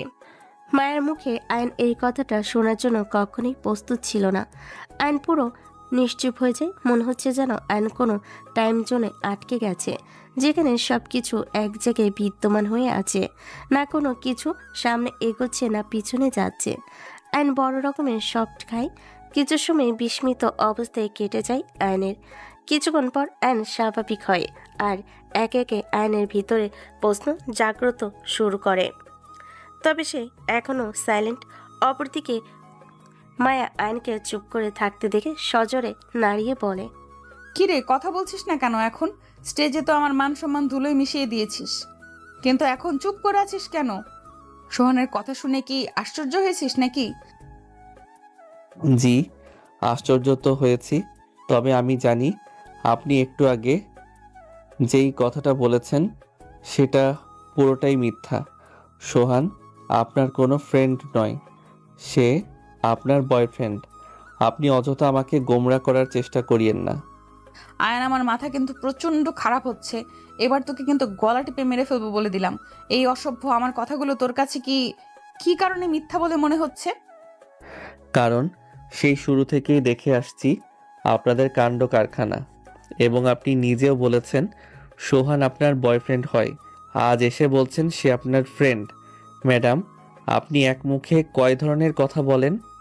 আমি এক মুখে হাজার ধরনের কথা বলি, তবে সত্যি এটাই, সে আমার ফ্রেন্ড, কোনো বয়ফ্রেন্ড না। তাহলে আজ এসব কি ছিল? সোহান পার্টিতে আসলে আপনি ওকে সবার সাথে পরিচয় করিয়ে দিবেন এবং সেই সঙ্গে নিজেদের বিয়ের ডেট অ্যানাউন্সমেন্ট করবেন, কিন্তু কোনো কারণে সোহান না আসায় এখন কথার মোড় ঘুরল কেন? সে আমার বয়ফ্রেন্ড হলে তবেই তো পার্টিতে আসবে, কিন্তু সে তো আমার বয়ফ্রেন্ড না। আর সে এই পার্টির সম্পর্কে কোনো কিছুই জানে না, আর না তাকে আমি কিছু বলেছি। সে যদি সত্যিই আমার বয়ফ্রেন্ড হতো তাহলে সে এত সময় এই পার্টিতে থাকতো, কিন্তু সে আমার ওইরূপ কেউ লাগে না দেখেই আজ পার্টিতে আসেনি। মানে কি? সে যদি না আসার হয় তাহলে আপনি আমাকে গেটের সামনে গিয়ে সোহান আসছে কিনা সেটা দেখার জন্য পাঠিয়েছিলেন কেন? কারণ এটা একটা প্ল্যান ছিল তোকে হতাশ করার। আয়ন মায়ের কথার আগামাতা কিছুই বুঝে উঠতে না পেরে বলল, ম্যাডাম, আমি আপনার কোনো কথাই বুঝে উঠতে পারছি না। সব কিছু আমাকে বুঝিয়ে বলবেন কি? ঠিক আছে, শোন। এতদিন সোহান সম্পর্কে যা শুনেছিস সব মিথ্যা, আর যা দেখেছিস সব আমাদের সাজানোর নাটক ছিল। আর এই সব কিছু করার পেছনে কারণ ছিল তোকে কষ্ট দেওয়ার, কারণ তুই আমাকে 5 বছর আগে কষ্ট দিয়েছিস, তাই তোর উপরে প্রতিশোধ নেওয়ার জন্য এমনটা করেছি সোহানের সাথে মিলে। তোর উপরে আমার অনেক অভিমান। আমি তোকে বিয়ে করেছি নিজের কাছে রেখে কষ্ট দেওয়ার জন্য, তবে সব কিছুর ভিড়ে আমার মন তোকে এখনো ভালোবাসে। আর আমার সাথে তোর বিয়েটা যেইভাবেই হোক না কেন, আমি জানি আমি অন্য পুরুষের সাথে মিশলে তোর কাছে খারাপ লাগে। আমি সেজন্য ওর সাথে মিলে এমনটা করেছি। আর আজকে এই পার্টিতে নিজের ব্যক্তিগত সম্পর্কে জানানোটা আমার অনেক প্রয়োজন ছিল, কারণ আসাদ সাহেব আমাকে পছন্দ করেন, কিন্তু ওনাকে আমি পছন্দ করি না। তাই উনি আমাকে পছন্দ করেন এই বিষয়টা আমাকে জানানোর পর আমি বলেছিলাম আমি সিরিয়াস একটা রিলেশনে আছি, তাই আমি একজনকে নিজের বয়ফ্রেন্ড বলে পরিচয় করিয়ে দেওয়াটা আবশ্যক ছিল। আমি চাইলে সোহানকে সবার সামনে বয়ফ্রেন্ড বলে পরিচয় করে দিতে পারতাম, কিন্তু কেন জানি অমনটা করে আমার মন মানছিল না। আর তাছাড়া এটা নিয়ে পরবর্তীতে সমস্যাও হতে পারে, কিন্তু তোর বিষয়টা নিয়ে আমার মনে কোনো দ্বিধা কাজ করছিল না, কারণ তোকে আমি ভালোবাসি আর তোর সাথে আমার বিয়ে হয়েছে। তার উপরে তুই আমার হাজব্যান্ড। মোট কথা সবকিছু মিলিয়ে মনের মধ্যে একটা আস্থা হচ্ছিল। সেজন্য আজ আমি তোকে এখানে এনে সবার সামনে নিজের বয়ফ্রেন্ড বলে ইন্ট্রোডিউস করিয়ে দিয়েছি, কিন্তু তুই আমার মান সম্মান এক মুহূর্তের মধ্যেই সব ধুলোয় মিশিয়ে দিয়েছিস। তার মানে এতদিন যা দেখেছি সবকিছুই সাজানো নাটক ছিল, আর আজকে সোহানের বিষয়টা নিয়ে মিথ্যা বলার কারণ ছিল আমাকে কষ্ট দেওয়া? হুম। মায়ের কথাবার্তা শুনে আয়ন কি করবে বুঝে উঠতে পারছে না। মাথায় কিছুই কাজ করছে না আয়নের। সব কিছুই আয়নের কাছে স্বপ্নের মতো লাগছে। আয়ন মায়ের দিকে মায়ের দৃষ্টিতে তাকিয়ে আছে। এমন সময় মায়ের কাছে সোহানের ফোন আসে। মায়া আয়নের কলা ছেড়ে দিয়ে ফোনটা হাতে নিয়ে আয়নকে বলে, দেখ, আমার কথাগুলো কতটা সত্য সেটা আরো প্রমাণ দিচ্ছি তোকে। মায়া সোহানের ফোন রিসিভ করে লাউড স্পিকারে দেয়। অপর পাশ থেকে সোহান মায়াকে বলে, দোস্ত কোথায় রে তুই? এই তো আছি দোস্ত, গাড়িতে। কিন্তু কেন? আরে দোস্ত, বাসা থেকে বিয়ের জন্য মেয়ে দেখছে, কিন্তু তুই তো জানিস আমি এখন বিয়ে করতে চাই না, কারণ বিয়ে করলে খাঁচার বন্দি হতে হবে। এছাড়া সব কিছু একটা লিমিটে থাকতে হবে, যেটা আমার পক্ষে অসম্ভব। আমি নিজের স্বাধীন মতো আরও কিছুদিন কাটাতে চাই, কিন্তু মা এবার অনেক জোরাজোরি শুরু করেছে। দোস্ত, তুই পারলে আমার এই বিষয়ে কোনো একটা সাহায্য কর। আচ্ছা শোন, আমি এখন গাড়িতে আছি, পরে ফ্রি কিভাবে কি করা যায় সেই বিষয় নিয়ে আলাপ করবো না তোর সাথে। আচ্ছা। মায়া ফোন কেটে দেয়। এরপর আয়নকে বলে, শুনলি তো সব কথা? এবার বিশ্বাস হয়েছে তো সে আমার বয়ফ্রেন্ড না? আয়ন কিছু না বলে মায়াকে খপ করে নিজের কাছে টেনে নিয়ে জড়িয়ে ধরে। মায়া আয়নের আচরণে কিছুটা চমকে ওঠে। সেই সঙ্গে জড়িয়ে ধরার বিষয়টা মায়েরও বেশ ভালো লাগে। কিছু সময় মায়া নিজেও আয়নের জড়িয়ে ধরার বিষয়টা উপভোগ করে, কিন্তু কিছুক্ষণ পর হুট করে মায়া জোরপূর্বক আয়ন থেকে নিজেকে ছাড়িয়ে নিয়ে আয়নকে বলে, দেখ, আদিক্ষেতে দেখিয়ে কোনো লাভ নেই। তুই সারা জীবন আমাকে অপমান করেই যাবি। 5 বছর আগে একবার করেছিলি বান্ধবীদের সামনে, আর আজ আবারও করলি আমার বিজনেস পার্টনারদের সামনে। তোর প্রতি আমার কোনো ফিলিংস নেই, সব কিছু শেষ করে দিয়েছিস তুই। মায়া, তুমি শেষ করলেও এবার আমি শুরু করব। কথার লেহাজ ঠিক কর। আমি তোর ম্যাডাম, আমাকে তুমি ডাকার সাহস কি করে হয়? সাহসের তো এখনো কিছুই দেখনি, সবে মাত্র শুরু। আগামীতে দেখতে থাকো আরও কি কি হয়। আর তুমি আমার ওয়াইফ লাগো সম্পর্কে, তোমাকে আপনি ডাকার কোনো প্রশ্নই আসে না। হ্যাঁ, অফিসে তোমাকে তোমার যথারীতি সম্মান আমি দিব, কিন্তু অফিসের বাইরে অফিসের বাইরে তোমাকে আমি তুমি করেই ডাকবো। আয়ান, অতিরিক্ত করিস না। অতিরিক্ত করা কিন্তু ভালো না। তোর জন্য মনে যেইটুকু জায়গা ছিল সেই সব তুই নিজেই শেষ করে দিয়েছিস। তাই এবার তুই গাড়ি থেকে নাম, তোর সঙ্গে একসাথে আমি সফর করব না। আয়ন মায়ের কথা মতন চুপ করে গাড়ি থেকে নেমে যায়। তবে নামার আগে সে মায়াকে বলে, ঠিক আছে, আমিও দেখবো তুমি দুজনের পথ আলাদা করো কিভাবে। মায়া আয়নের কথার প্রত্যুত্তরে আর কিছু না বলে গাড়ি টেনে চলে যায়। আর আয়ন গাড়ি থেকে নেমে যাওয়ার পর রাস্তায় দাঁড়িয়ে ভাবে, মায়া যতই তাকে প্রতিশোধ নেওয়ার জন্য বিয়ে করুক, আর যতই তার উপর প্রতিশোধ নিক, আয়ন ততই মায়াকে আগলে নিবে। কারণ শুরুটা গত 5 বছর আগে আয়ন নিজেই করেছে। গত 5 বছর আগে সে মায়ের সাথে ওই রকমটা না করলে মায়া কখনোই তার সাথে এমনটা করতো না। এছাড়া আজ যেহেতু মায়া নিজেই ভালোবাসার কথা বলেছে, তাই আজ থেকে আয়ন মায়াকে নিজের করে নেওয়ার সংগ্রামে নামবে। যতই ঝড়ঝাপটা আসবে আসুক, কিন্তু মায়াকে সে অন্য কারোর হতে দিবে না। মায়াকে যেভাবে হোক সে নিজের প্রিয়তমা বানিয়ে ছাড়বে। আয়ন রাস্তায় দাঁড়িয়ে মায়াকে নিয়ে নতুন পরিকল্পনা সাজায়। এরপর একটা রিক্সা থামিয়ে সেটাতে উঠে বাড়ির উদ্দেশ্যে রওনা হয়ে পড়ে। বাসে এসে নিজের মায়ের সাথে কথা বলে নিজের রুমে চলে যায়। অপরদিকে মায়াও আয়নকে গাড়ি থেকে নামিয়ে দিয়ে বাড়িতে চলে যায়। রুমে দরজা আটকে বসে আছে মায়া, মাথা ভর্তি রাগ উঠে আছে। আয়ন আজকে মায়াকে সকলের সামনে যেভাবে অপমান করেছে সেটা কোনোভাবেই ভুলতে পারছে না মায়া। পরের দিন অফিসে গিয়ে চুপচাপ নিজের কেবিনে চলে যায় মায়া। অন্যদিকে কেবিনে ঢোকার আগে এক নজর হলো আয়নের দিকে তাকায়, কিন্তু আজকে কোনো প্রকার না তাকিয়ে কেবিনে চলে যায়। আর নিজের ডেস্কে বসেছিল। মায়া তার দিকে না তাকিয়ে কেবিনে ঢুকে যাওয়ার বিষয়টা আয়নের কাছে কেমন যেন লাগে। আয়ন সোজা ডেস্ক থেকে উঠে মায়ের কেবিনে যায়। আয়ন মায়ের কেবিনে যাওয়াই মায়া বলে, জি বলুন, কি কারণে কেবিনে এসেছেন? আয়ন মায়ের মুখে আপনি ডাকটা শুনে চমকে ওঠে। যেই মেয়ে তাকে তুই ছাড়া কথাই বলতো না, সেই মায়া এখন আপনি বলে সম্বোধন করছে। আয়ন আশ্চর্য হয়ে মায়াকে প্রশ্ন করে, ম্যাডাম, আপনি হঠাৎ আমাকে আপনি করে ডাকছেন যে? আপনি তো আমাকে তুই ছাড়া কথাই বলতেন না। সেই বিষয়ে আপনার না জানলেও চলবে। ম্যাডাম, না জানলে কখনোই চলবে না, আমার জানতেই হবে। আর আপনি আমাকে আপনি করে ডাকলে আমি আপনাকে তুমি করে ডাকবো। সেটা আপনার ব্যাপার, তবে আজ থেকে আপনাকে আমি আপনি বলেই ডাকবো। মায়া, এটা কেমন কথা বলছো তুমি? আমি তোমার মুখ থেকে তুই বলে ডাক শুনতে অভ্যস্ত, কিন্তু এখন হুট করেই আপনি ডাকছো। আমার কাছে না বিষয়টা কেমন যেন লাগছে। আপনার কেমন লাগছে আর কেমন লাগছে না সেটা নিয়ে আমার কোনো মাথা ব্যথা নেই। আমি এখন থেকে আপনি বলেই ডাকবো। আর আমি আপনাকে তুমি তুই বলে ডাকতাম অন্য কারণে। অন্য কারণটা কি মায়া? কারণ হচ্ছে আপনাকে আমি অপছন্দ করতাম। আপনার উপরে শত অভিমান দেখালেও মনে মনে আপনার জন্য ঠিকই ভালোবাসা ছিল, কিন্তু আজকের পর আপনার উপর থেকে সমস্ত ভালোবাসা শেষ হয়ে গিয়েছে। আমার ভেতরে যেটুকু ভালোবাসা ছিল আপনার জন্য সব উপরে বেরিয়ে গেছে আপনার গতকালকের আচরণের কারণে।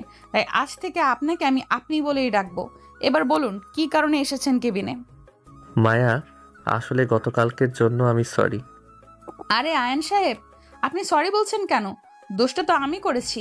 গতকাল আপনাকে না নিয়ে গেলে এবং সবার সামনে ওই রকমভাবে পরিচয় করিয়ে না দিলে কখনোই আমাকে ওই পরিস্থিতিতে পড়তে হতো না। তাই দোষ যা করার আমিই করেছি। মায়া প্লিজ অভিমান করো না। আসলে সোহানের বিষয়টা আমি মানতে পারছিলাম না। খুব জেলাসি হচ্ছিল নিজের ভিতরে এবং সেই সঙ্গে রাগও উঠেছিল। তাই আসলে না বুঝে ওই রকমটা করে ফেলেছি। প্লিজ তুমি আর অভিমান করে থেকো না। আয়ান সাহেব প্লিজ টপিকটা বাদ দিন। আর যা হয়েছে সেটা গতকাল চলে গিয়েছে। আমি আর ওই টপিক নিয়ে কথা বলতে চাই না। আপনার আর কোনো কাজের কথা থাকলে সেটা বলুন, না হয় নিচে ডেস্কে গিয়ে বসে থাকুন। মায়া আয়ানকে চলে যেতে বলে, কিন্তু আয়ান নাকি উল্টো মায়ের কাছে গিয়ে দাঁড়ায়। এরপর মায়াকে বলে, চেয়ার থেকে উঠো। মানে কি?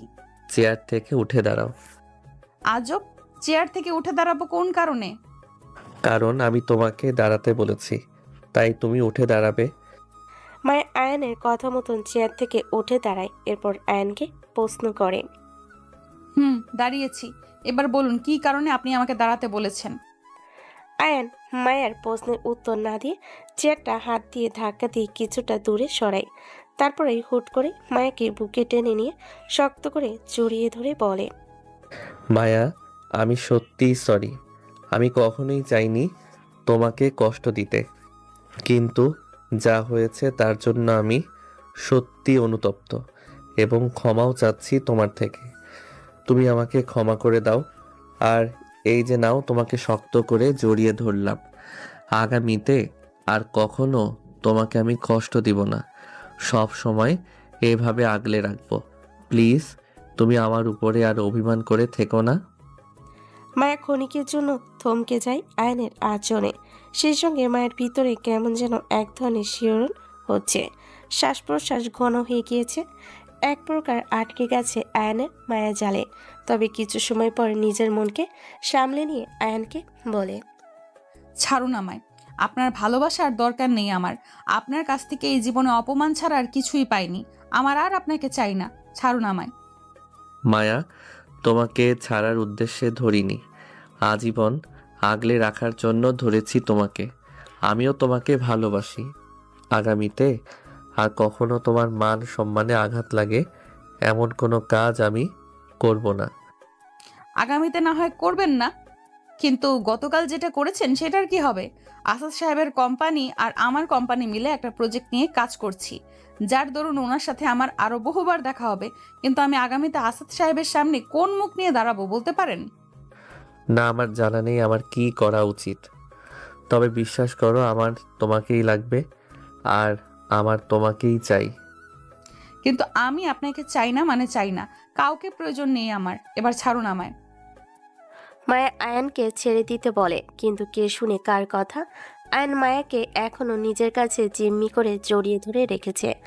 আয়ান মায়াকে না ছাড়াই মায়া নিজেই এবার জোরাজুরি করতে থাকে ছাড়া পাওয়ার জন্য। কিন্তু মায়া যত ছাড়া পাওয়ার জন্য চেষ্টা করে, আয়ান ততই মায়াকে আরও শক্ত করে জড়িয়ে ধরে। এমন সময় হুট করে অফিসের ম্যানেজার খালেক সাহেব কোনো একটা কারণে মায়ের কেবিনের দিকে আসে। খালেক সাহেব মায়ের কেবিনের দরজা খুলে ভিতরে ঢোকার জন্য অনুমতি নিতে যাবে, তখনই সে দেখে আয়ান মায়াকে জোরপূর্বক জড়িয়ে ধরে আছে। খালেক সাহেব এই দৃশ্য দেখে অনুমতি ছাড়াই কেবিনের ভিতর প্রবেশ করে দুজনের কাছে চলে যায়। এরপর আয়নের থেকে মায়াকে ছাড়িয়ে নিয়ে আয়নের কলার চেপে ধরে বলতে শুরু করে, এই বেয়াদব, তোর কত বড় সাহস! তুই ম্যাডামের সাথে জোরাজোরি করিস অশ্লীলতা করার জন্য? দাঁড়া, তোর আজকে খবর আছে। এখন তোকে অফিসের সবার সামনে টেনে হিঁচড়ে নিয়ে গিয়ে আবার অপমান করব। তারপর কোষে একটা মাইর দিব। চল তুই আমার সাথে।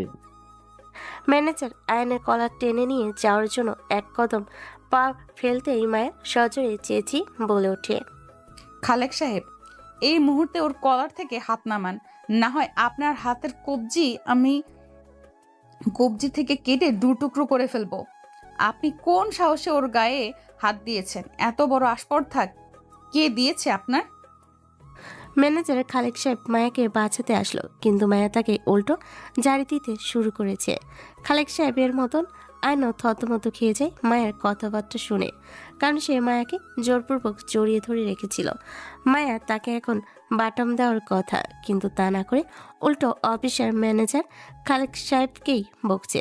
খালেক সাহেব আর আয়ান দুজনেই হতভম্ব হয়ে মায়ের দিকে তাকিয়ে আছে। মায়ের কথাবার্তা সব কিছুই কেমন যেন তাদের মাথার উপর দিয়ে যাচ্ছে।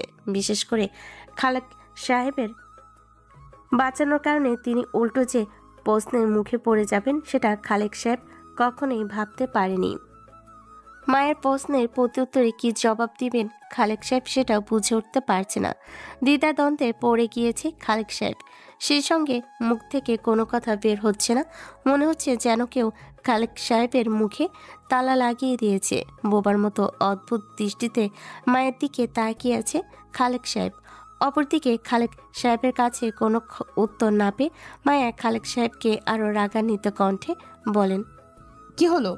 কোনো উত্তর দিচ্ছেন না কেন খালেক সাহেব? আপনি কোন সাহসে ওর কলারে হাত দিয়েছেন? উত্তর দিন। খালেক সাহেব এবার মুখ খুলে উত্তর দেয়, ম্যাডাম, আমি কেবিনের দরজা খোলা মাত্রই দেখতে পেলাম এই বেয়াদবটা জোরপূর্বক আপনাকে জড়িয়ে ধরে অশ্লীলতা করার চেষ্টা করছিল। তাই আমি ওর শার্টের কলার চেপে ধরেছি। সে আমার সাথে অশ্লীলতা করলে তাতে আপনার সমস্যা কি? ম্যাডাম, আমার কোনো সমস্যা নেই, তবে আপনি আমার অফিসের ম্যাডাম। আপনার বিপদ হলে এগিয়ে আসা আমার দায়িত্ব। আচ্ছা, মানলাম আপনি আমাকে বাঁচাতে এসেছেন, কিন্তু আপনাকে কে বলেছে সে আমার সাথে জোরপূর্বক অশ্লীলতা করছিল বা জোরপূর্বক আমার সাথে অসভ্যতা করার চেষ্টা করছিল? ম্যাডাম, কেউ বলেনি, তবে আমি নিজেই তো দেখতে পেলাম সে আপনার সাথে অশ্লীলতা করতে চেষ্টা করছিল। তাই তো তার সাথে এমনটা করেছি। আপনার দেখার গুষ্টি মারি। সে আমার সাথে যাই করবে করুক, কিন্তু আপনার কোনো রাইট নেই ওর গায়ে হাত দেওয়ার। ম্যাডাম, আপনার কথার মানেটা আমি বুঝে উঠতে পারছি না। দোষ করলো সে, আর আমি আপনাকে বাঁচালাম, আর আমি আপনাকে বাঁচালাম। আপনি কথা শোনালে তো তাকে শোনানো উচিত, কিন্তু আপনি তা না করে উল্টো আমায় কেন কথা শোনাচ্ছেন? আমি তো কোনো দোষ করিনি ম্যাডাম, দোষ সে করেছে, আর আমি তো আপনার উপকার করেছি। খালেক সাহেব, নিচে লিমিটে থাকেন। আপনাকে কেউ বলেনি আমার উপকার করার জন্য, আর না আমি চেঁচিয়ে কারোর কাছে সাহায্য চেয়েছি। সে আমার সাথে যা ইচ্ছা হয়েছে করেছে, আর ভবিষ্যতে যা ইচ্ছা হবে তাই করবে। তার ইচ্ছে হলে সে 1000 বার আমাকে জড়িয়ে ধরবে, তার ইচ্ছে হলে সে 1000 বার আমার গায়ে হাত দিবে, তার ইচ্ছা হলে সে 1000 বার আমার সাথে জোরাজোরি করবে, তার ইচ্ছা হলে সে 1000 বার আমার সাথে অসভ্যতা করবে। মোট কথা, তার যা ইচ্ছা হবে সে আমার সাথে তাই করবে। কিন্তু আপনার তো কোনো অধিকার নেই তার ইচ্ছার মাঝে এসে বাধা হয়ে দাঁড়ানোর, কারণ হি ইজ মাই হাজব্যান্ড। তার পুরোপুরি অধিকার আছে আমার গায়ে স্পর্শ করার, কিন্তু আপনি কোন অধিকারে আকাশের শার্টের কলার চেপে ধরেছেন, তাও আবার আমার চোখের সামনে? খালেক সাহেব মায়ের কথা শুনে পুরো আবুল হয়ে যায়। মায়ের কথা শুনে প্রথমে অবাক হয়েছে, তার চাইতে 3 গুণ বেশি অবাক হয়েছে বর্তমানে মায়ের মুখে আইনের সম্পর্কে জানতে পেরে।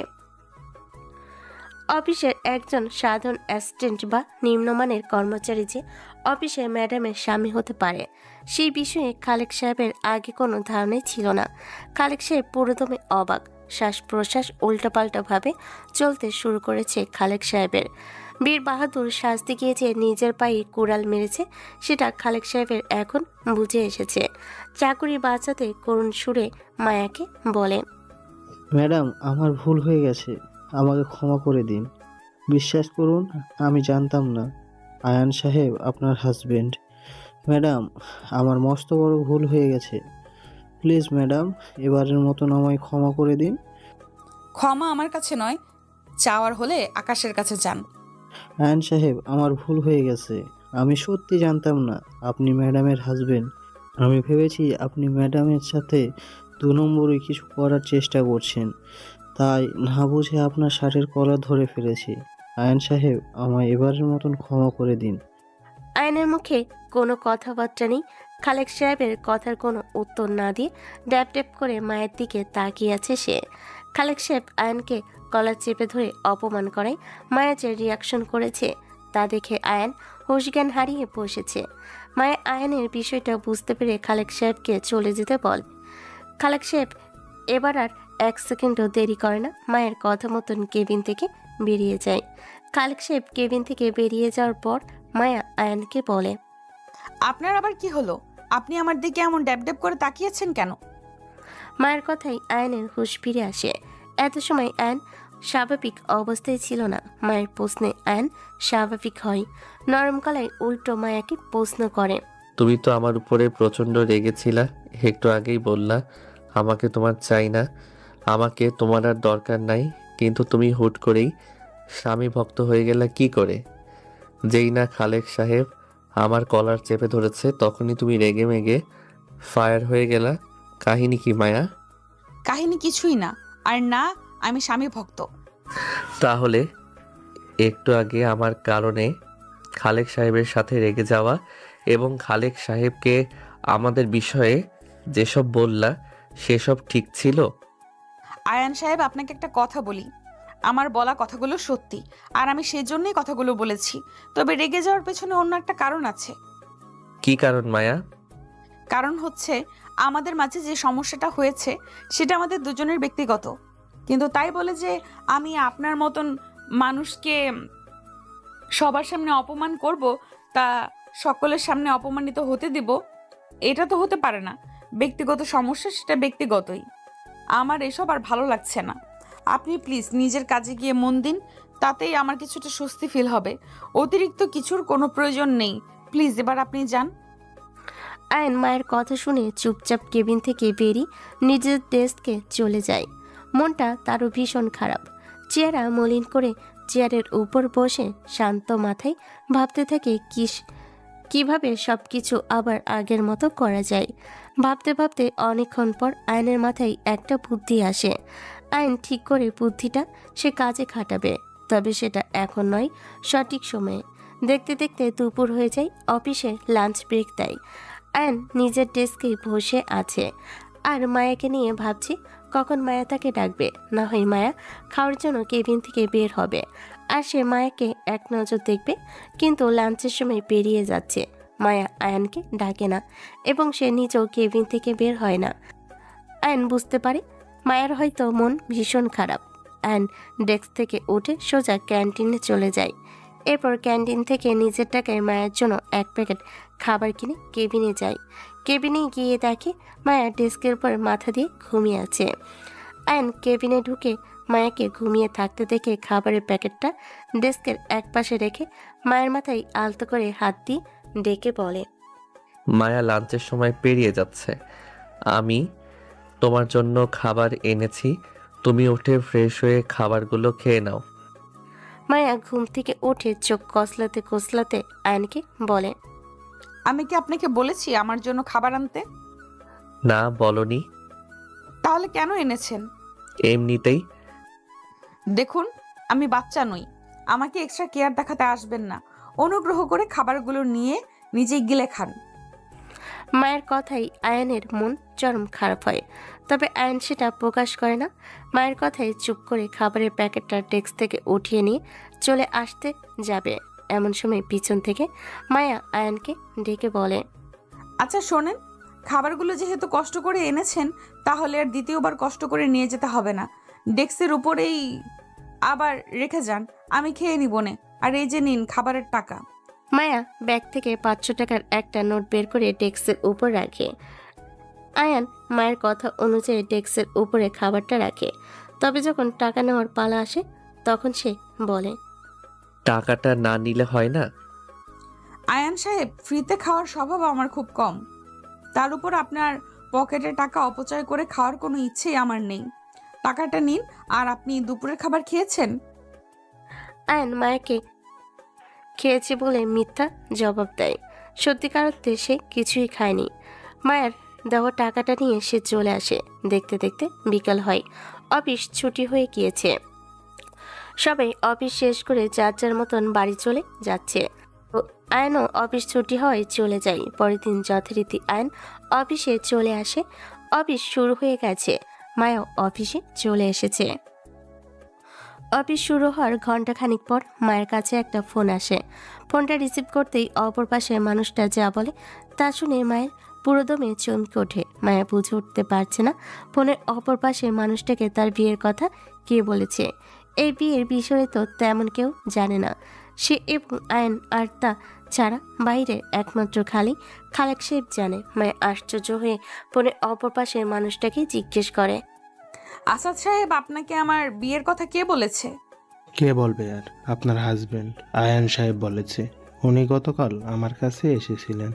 তিনি আপনার আর তেনার কথা বলেছে। এছাড়া পার্টির বিষয় নিয়ে আপনার নাকি মন ভীষণ খারাপ। দেখুন, এটা নিয়ে মন খারাপ করার কিছুই নেই। তবে হ্যাঁ, সেদিন বিষয়টি নিয়ে আমরা অনেকই কৌতূহল হয়েছিলাম। তবে গতকাল আয়ান সাহেব আমার কৌতূহল দূর করে দিয়েছে। আপনি এ বিষয় নিয়ে একদম টেনশন করবেন না। আমরা সত্যিটা জেনে গেছি। আয়ান সাহেব আমাকে সত্যিটা জানিয়ে দিয়েছে। কি সত্যি জেনেছেন আসাদ সাহেব? আরে ওই আর কি, আপনাদের দুজনের মধ্যে নাকি সেদিন একটু রাগারাগি হয়েছিল। তাই আয়ান সাহেব সেদিন নাকি রেগে গিয়ে উল্টোপাল্টা বলেছিল। আসলে আসাদ সাহেব, আমরা বিয়ের বিষয়টা গোপন রাখবো বলে ঠিক করেছিলাম, আর কাউকে জানানো হয়নি। ভেবেছিলাম সঠিক সময় আসলে সবাইকে জানিয়ে আবার জাঁকজমকভাবে বিয়ে করব, তাই আর কি। আসাদ সাহেব ফোন কেটে দেয়। আসাদ সাহেবের সাথে কথা শেষ করে মায়া ফোন রেখে কেবিন থেকে বেরিয়ে জলদি পা চালিয়ে সোজা আয়নের কাছে চলে যায়। আয়ন মায়াকে আসতে দেখে ভয় পেয়ে যায়। চুপ করে মায়ের দিকে তাকিয়ে আছে। আয়ন অপর দিকে মায়া আয়নের কাছে এসে আয়নকে প্রশ্ন করে, আপনি গতকাল কোন সময় আসাদ সাহেবের কাছে গিয়ে আসাদ সাহেবের সাথে দেখা করেছেন? অফিস ছুটির পর। ও ভালো। তবে আপনি এই কথা কেন বলেছেন যে আপনার সাথে আমার বিয়ে হয়েছে? আসলে আমার জন্য তোমার সম্মান নষ্ট হয়েছে, তাই আসাদ সাহেবকে ওই কথাটা বলেছি, যাতে করে ওনারা তোমাকে ভুল না বুঝে। ও আচ্ছা, কিন্তু আপনি ওই দিনের কথাটা নিয়ে মিথ্যে কেন বলেছেন যে আপনার সাথে আমার রাগারাগি হওয়ায় আপনি ওসব বলেছিলেন? মিথ্যা বলি নাই। সেদিন তোমার সাথে আগে না হোক পরে ঠিকই রাগারাগি হয়েছে। আচ্ছা, মানলাম এটা সত্যি, কিন্তু আমি তো আপনাকে বলিনি আমার সম্মান যেটা নষ্ট করেছেন সেটা ফিরিয়ে দিন। তাহলে আপনি কেন এত সব কিছু করতে গেলেন? কারণ তোমার মুখে আমি সবসময় হাসি দেখতে চাই। তোমার মলিন চেহারা আমার একদম ভালো লাগে না।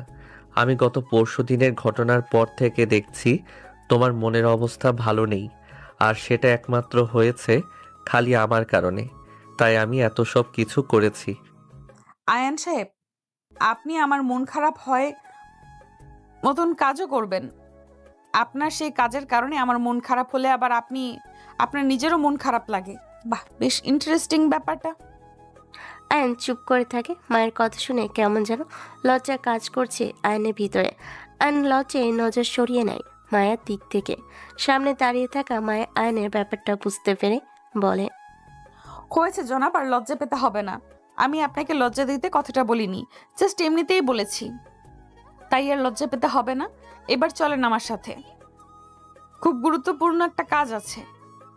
মায়ের কথা শুনে আয়ন মায়াকে জিজ্ঞেস করে, কোথায় যাব? আর কি গুরুত্বপূর্ণ কাজ? সেটা গেলেই দেখতে পাবেন। এবার চলেন। আয়ন এত সময় চেয়ারে বসা ছিল। মায়ের কথা মতন উঠে দাঁড়ায়। আয়ন উঠে দাঁড়াতেই আয়নের হাত ধরে টানতে টানতে তাকে অফিসের সকল কর্মচারীদের সামনে নিয়ে যায়। কর্মচারীরা সবাই মায়া আর আয়নের দিকে তাকিয়ে আছে, তবে মায়ের সেদিকে কোনো ভ্রুক্ষেপ নাই। মায়ের আয়নকে সকলের সামনে নিয়ে যাওয়ার পর ডাক্তার দেখানো দিন যেভাবে আয়নের হাত পেঁচিয়ে ধরেছিল সেভাবেই আজকেও হাত পেঁচিয়ে ধরে। সবাই মায়ের কাছে রীতিমতো অবাক। মায়া সবাইকে আরো অবাক করে দিয়ে বলে, কয়েক মিনিটের জন্য কাজ বন্ধ রেখে সবাই আমার কথা মনোযোগ দিয়ে শুনুন। আমি সেদিন আয়ানকে অহেতুক অপমান করেছিলাম। বেচারা একদিনে 7টা ফাইল কমপ্লিট করেছে। সেই 7টা ফাইলের মধ্যে একটা ফাইল ছাড়া কোথাও কোনো ভুল হয়নি তার। আর যেই ফাইলে ভুল হয়েছে সেটাও একদম অতি সামান্য ছিল, কিন্তু সেদিন আমার মাথা কোনো একটা কারণে খারাপ ছিল, যার কারণে আমার সমস্ত রাগ আমি আয়নের উপর ছেড়েছি। তাই আপনারা আগামীতে আর কখনো কেউ আয়নকে নিয়ে বাঁকা চোখে তাকাবেন না, তাহলে কিন্তু আমার চাইতে ভয়ানক কেউ হবে না, বলে দিলাম। আর আরেকটা কথা, আপনারা আয়নের দিকে বাঁকা চোখে তো তাকাবেন এই না, সেই সঙ্গে আজ থেকে আয়নকে সবাই সম্মান দিয়ে কথা বলবেন, কারণ সে আমার অনেক অনেক অনেক কাছের একজন মানুষ। বলতে পারেন সে আমার হৃদয়ে বসবাসকারী একজন লোক, তার সাথে আমার আত্মার সম্পর্ক। তাই সকলকে যেটা বলেছি সেটা মাথায় রাখবেন। এবার সবাই কাজে মন দিন। মায়া কর্মচারীদেরকে আয়নের বিষয়ে কিছু কথা বলে আয়নের হাত ধরে নিয়ে নিজের কেবিনের দিকে চলে যায়। আয়ন অনেকটা আশ্চর্য হয়, তবে সে কিছুই বলে না।